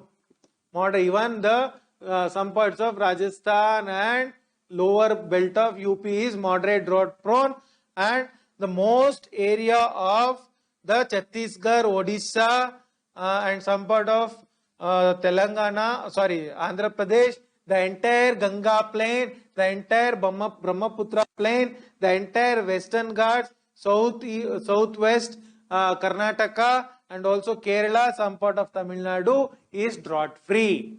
You should know where are the droughts happening, right? So we say that 30% of area in India, 30% of area is declared to be drought prone.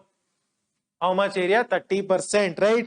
So there are some areas, there is one peculiarity. See, the peculiarity of India is, let's say Ganga is facing drought. Rajasthan at the same time will be, sorry, Ganga region is facing floods.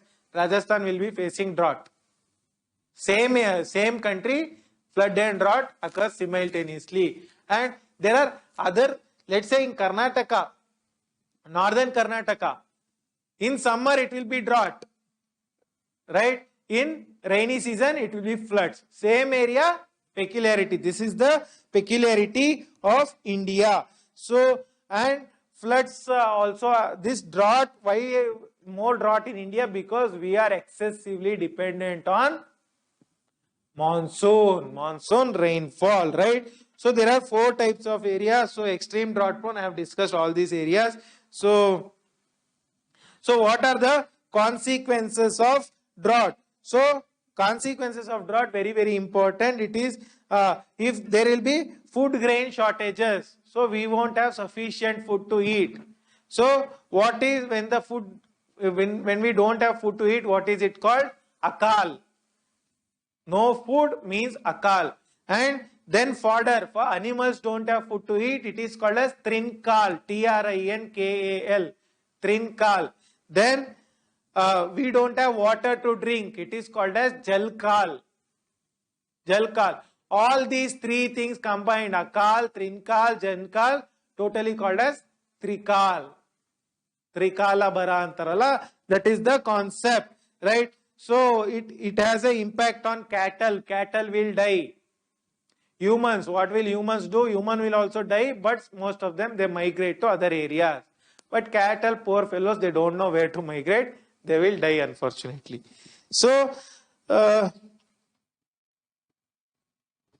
during drought, what happens? Humans are forced to drink contaminated water, because of which there will be lot of diseases. So how to prevent the drought? We have to do drought planning. We have to plan for the drought.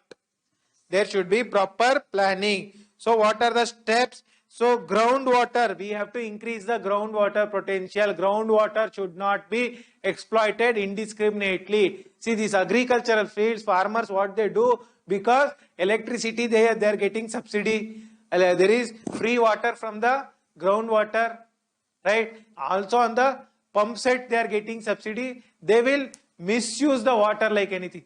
Do you know that up to 80% of fresh water in India is consumed by agriculture? Only 20% is used by humans, 80%. So agriculture, they should not misuse the groundwater. That is one thing. Then we can build dams and reservoirs to prevent the drought. Then we can carry out river interlinking. What do you mean by river interlinking? See, Ganga, always it is having water. But let's say Mahanadi, it is not having water throughout the year. What we can do is, we can interlink Ganga and Mahanadi. So excess water from Ganga will flow into Mahanadi. So there is a national. So we are linking these two rivers. Ken Betwa River in Madhya Pradesh and Uttar Pradesh region. We are linking this Ken Betwa River so as to prevent the drought. Right? Excess water from Betwa flows into Ken. Right? So this is the first interlinking project we are doing. And also in order to prevent the drought, we can increase the knowledge among the farmers. See what knowledge? See, even though there is no water, our farmers are so adamant they want to grow rice only. They want to grow sugarcane only. So these are water guzzling crops, means they want lot of water. So instead what we can do, we can put drought resistant crops, jowar, jola, ragi. So they don't require lot of cotton, they don't require lot of water. So drought resistant crops can be planted, right? This is all about the drought. Next we will move to the landslides. Landslides in India. So what is the meaning of landslide? So rapid sliding of a large land mass. So you know what is a landslide. So when large landmass comes down suddenly, it is a landslide. So the peculiar factor about land, see, if you take the cyclone, if you take the tsunami, if you take the earthquake, it is having global connection. But landslide is local. If the local area, only that specific mountain, that specific hill, it is confined to, right? So it is a localized factor. It is always dependent on localized factor. So because it is dependent on localized factor, it is very difficult to predict it. It is very difficult to monitor it.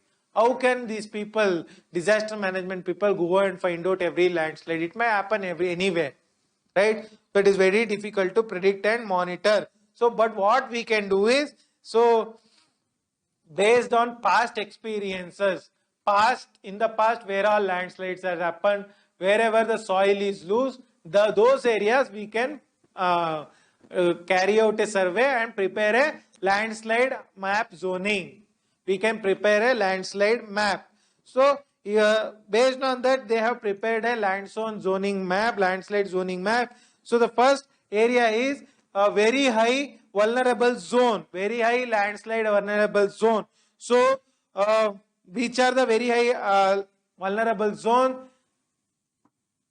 Landslide, Himalaya tectonic, because mountains are crushing, landslide will happen, right? That is the first area. Andaman and Nicobar is the second area.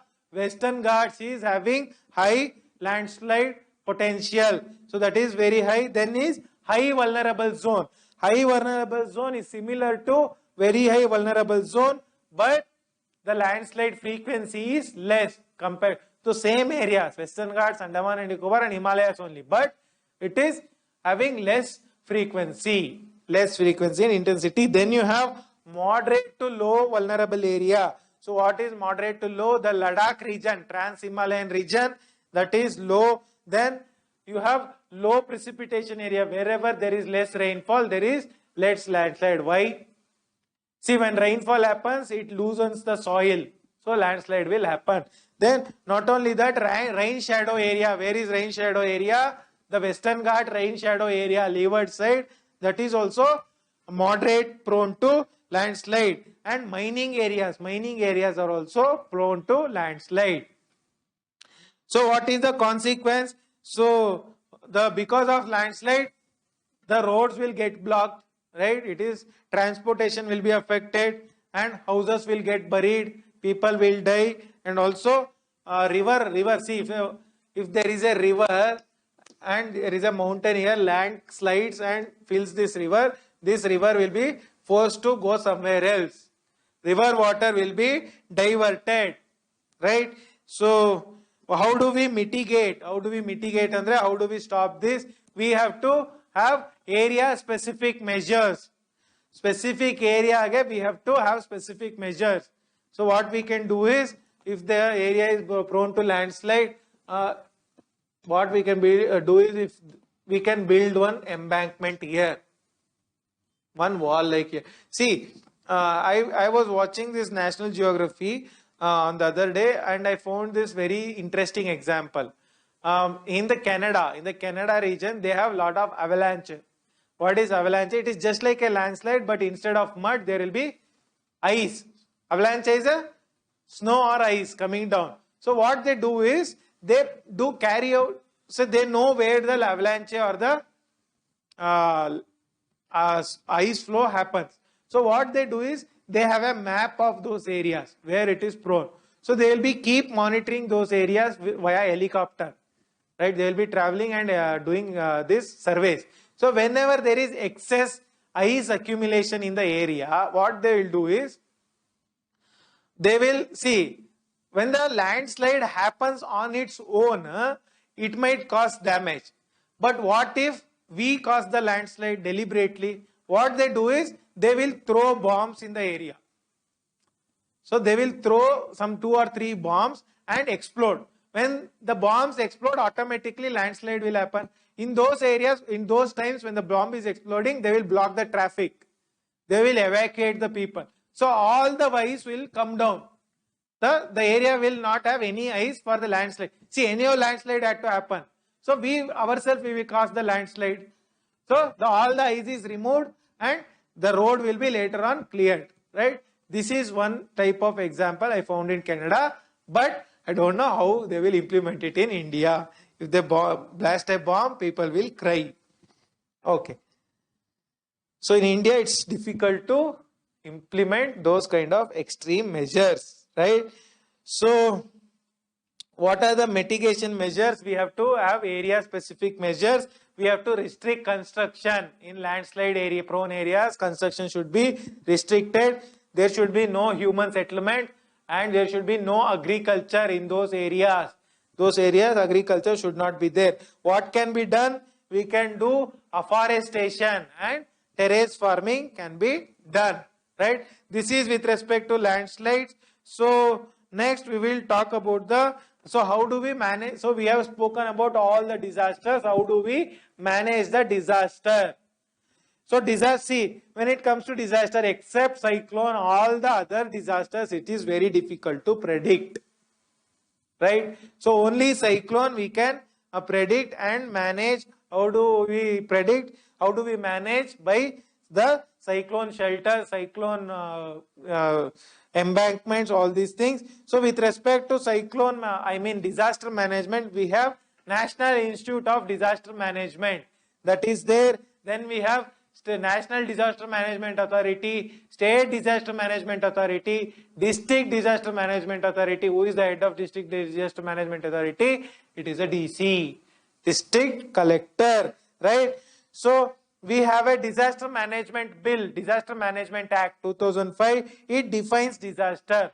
So what does this act defines disaster as? Disaster is defined as a catastrophe, mishap or a calamity which is either natural or man-made. Catastrophe, mishap, calamity, Allah one day. It is a disaster which is either natural or man-made, or which is either accidental or due to negligence, which happens due to either accident or a negligence, which causes loss of life and property, loss of life and property, and which is beyond the coping capacity. And humans cannot cope with it. It is beyond the. So this is what the definition of the disaster as per the Disaster Management Act. Not very important, right? So next we will talk about the overall mitigation and preparation, overall mitigation, reduction of the impact of the disaster.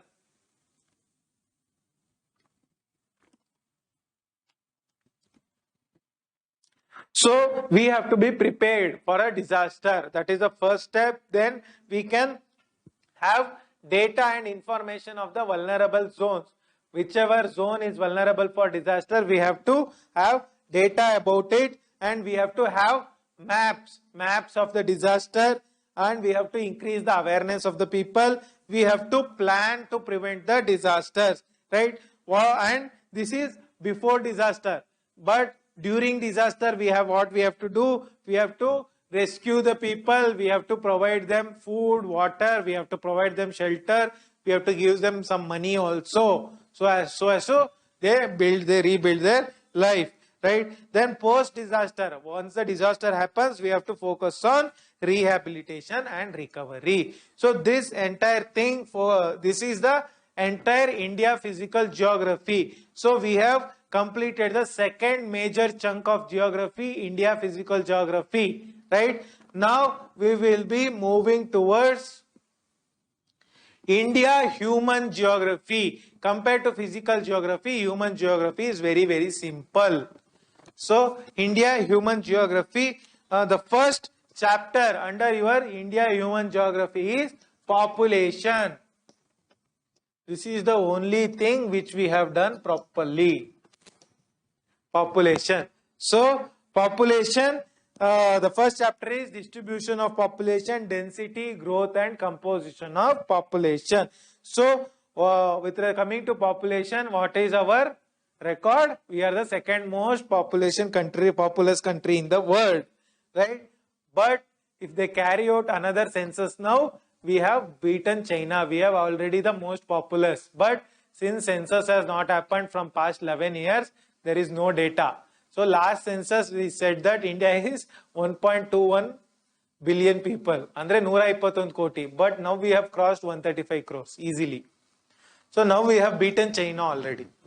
Right? So we are the most populous unofficially. So we have to wait for the census data for the official confirmation. See, whenever there is an increase in population, what happens? See, our resources are limited. See, India is having just 2.4% of the land, world's land. It's the seventh largest country, but having just 2.4% of the land, having the highest population. So we will be facing difficulty with respect to natural resources, food, water, housing, all the resources, government services, everywhere there will be strain on resources. So this is with respect to population. So who measures the population? It is measured by census carried out every 10 years. The census is carried out. The last census was in 2011. The census should have happened by now. Because of COVID, it has been postponed. So 2011 census is the first digital census. Right? Before that, it was a manual census. So when was the first census happened in India? 1881 is the first full-fledged census. But the first census happened in 1872. Population census. There are various types of census here. There is agriculture census, tiger census, so many things. So we are talking about population census. Population census first happened in 1872. But first full-fledged census, the entire country, happened in 1881 thanks to British. British have done a lot of good things, equally bad things, right? So distribution of population. So distribution of population, it is very uneven. In India, population is distributed very unevenly. See, Jammu and Kashmir, there is less population. Arunachal Pradesh, there is less population. But see, entire Ganga belt is having so much population. Even this region is having high population. Kerala is having high population. Karnataka, Tamil Nadu, less population. Comparatively less. And Madhya Pradesh, here you have. So this Bihar, UP, West Bengal, this region, the entire Ganga belt, Haryana, it is having too much population, right? So this is the distribution of population. It is uneven, right? It is not equally distributed. So it is very uneven. Some areas very less population, some area very high population. Which state has the highest population in India? Uttar Pradesh. Which is the largest state in India? Rajasthan. Highest population, it is Uttar Pradesh. So what are the factors based on which population is distributed? So first is a physical factor, physical factors, physiological factors. Wherever there is good climate, people will go and settle there. Climate is, that is why Bangalore, a lot of people are coming and settling here, right? Okay. Climate, then terrain. So people don't prefer to settle on mountains. They prefer plain areas and they also prefer coastal areas, right? Plain and coastal areas, and also people prefer to settle where there is water availability, right? That is why Ganga region, there is Because water is there, agriculture can be done. So lot of people are located there, right? So then other factors is where there is good transportation facility, where there is good energy and mineral facility, minerals are available there, people will go and settle, right? So this is the physiological factors. Next we will talk about the socio-economic factors. Socio andre physiological andre with respect to environment. Socio-economic means ಸಾಮಾಜಿಕ ಮತ್ತೆ ಆರ್ಥಿಕವಾಗಿರ್ತಕ್ಕಂಥ and historical factors. ಐತಿಹಾಸಿಕ ಚಾರಿತ್ರಿಕ ಅಂಶಗಳೇನು for population settlement. See, settled agriculture, wherever agriculture is there, their population is high.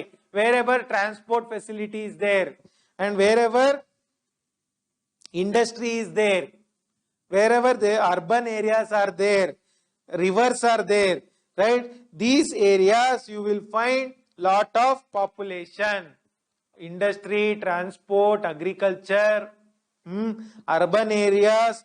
So all these areas you will find lot of population, right? So next, this is the distribution of population. Next we will talk about the density of population. For when we speak of density, so the first we should speak about is the definition of density. What is the definition?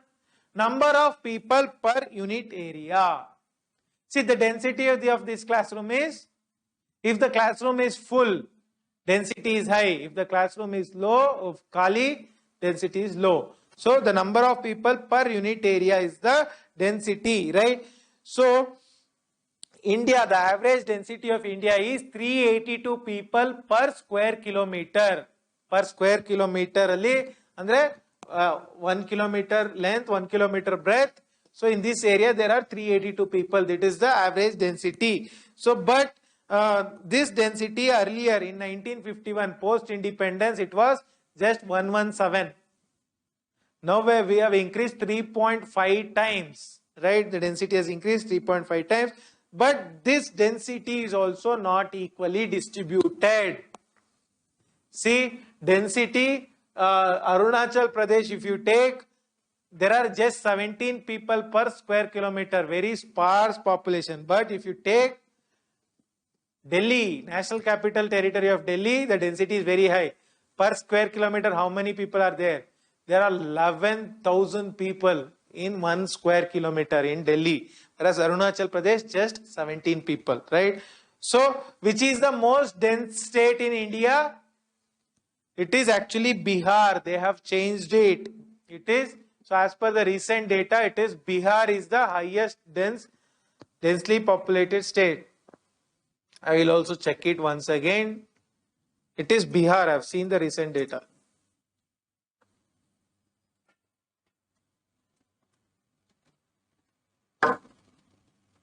Okay, they are saying it is. So this is with respect to census data, but recent data it is actually Bihar. See, Bihar is the most densely populated state.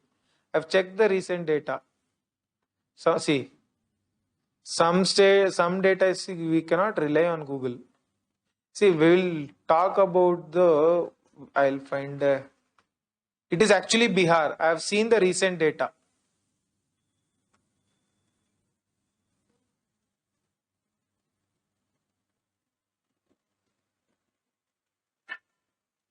So, as per, okay, so as per the 2011 census, it is Bihar, right?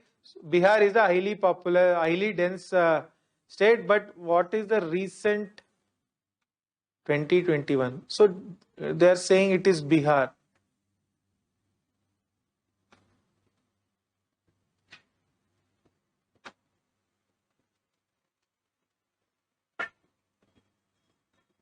Yeah, it is Bihar only. This is, okay, this is with respect to 2011 data. What is the recent data? I'm not able to. So this is with respect to 2011 data. 2011 data, it is Bihar. I saw the recent data. It is, Okay, 1 second.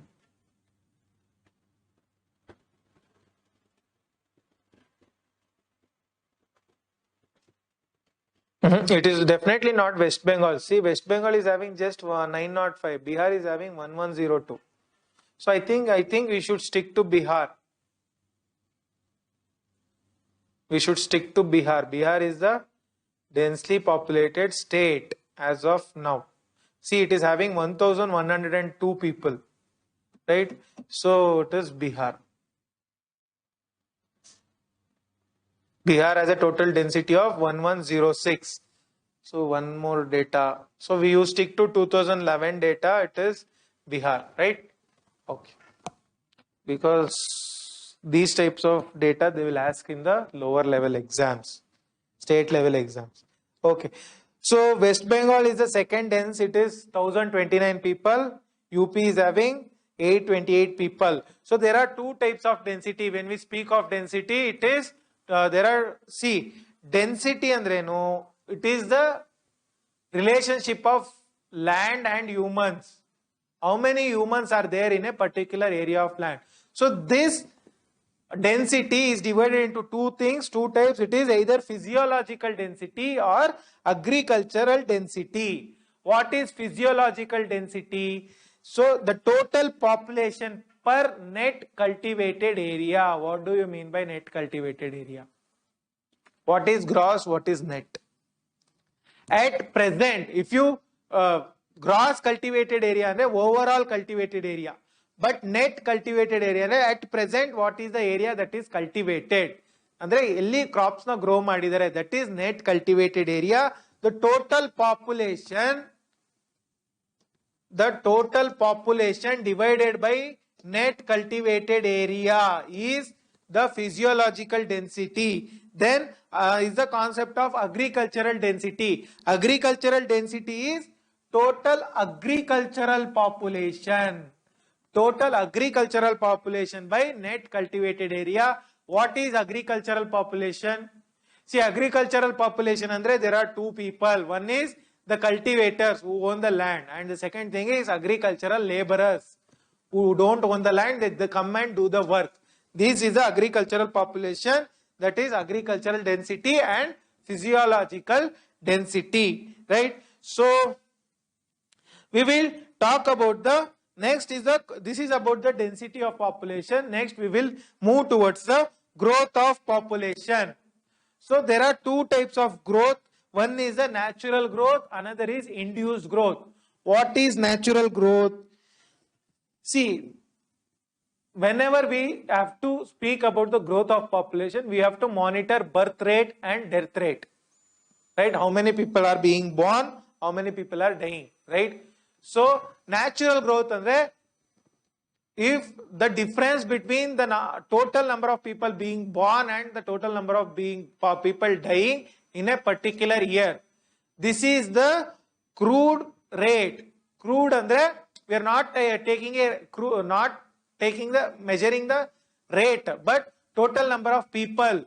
So crude birth minus crude death, that is total number of people born, total number of people dying in a particular year is the natural birth rate. But next is induced growth. Induced growth. What is induced growth? Induced growth andre, see, in a particular area, whoever are born, whoever are dying, it is natural rate. But that area, if other people are migrating inside, some people are migrating outside, it is induced rate, right? It is because of migration. So the annual growth of India's population is how much? It is 1.64%. We are growing at a rate of 1.64%. Andre, what is 1 point andre? If 1000 people are born this year, next year it is 1064 people, right? 1064, sorry, not 1064, 1.6, right? So it is 1016 people. 1016 people are born next year, 16 people increasing next year, right? But this is with respect to 1000. You take crores, 100 crores, then it will be a huge number. 1.6 is a huge number, right? So this is annual growth rate is to 1.64%. Next we have one more concept called decadal growth rate. What is decadal? Decade means how much? 10 years. So between 2001 to 2011, the population in 2011, let's say it is P2. Population in 2001, it is P1. So P2 minus P1 divided by P1 into 100 is the decadal growth rate, the formula for decadal growth rate. Then you have one more concept called population doubling time. What is population doubling time? The amount of the time period in which the population doubles. Let's say today we are 50 crore. By how much time we will become 100 crore? That is double. That is the population doubling time. So this is all about the population growth with respect to specifically. See, whenever we speak of population growth, you should know about the Thomas Malthus theory of demographic transition or the demographic transition theory. We will speak about that tomorrow. Also look at the phases of India's population. So any doubts, anything you want to, any feedback on the classes, please put it in the comment section or reach us on our Telegram channel, VHS Education Forum. I thank you all for attending the classes. Please make good use of the classes and also take care of your health. We will meet tomorrow. Jai Hind. Namaste.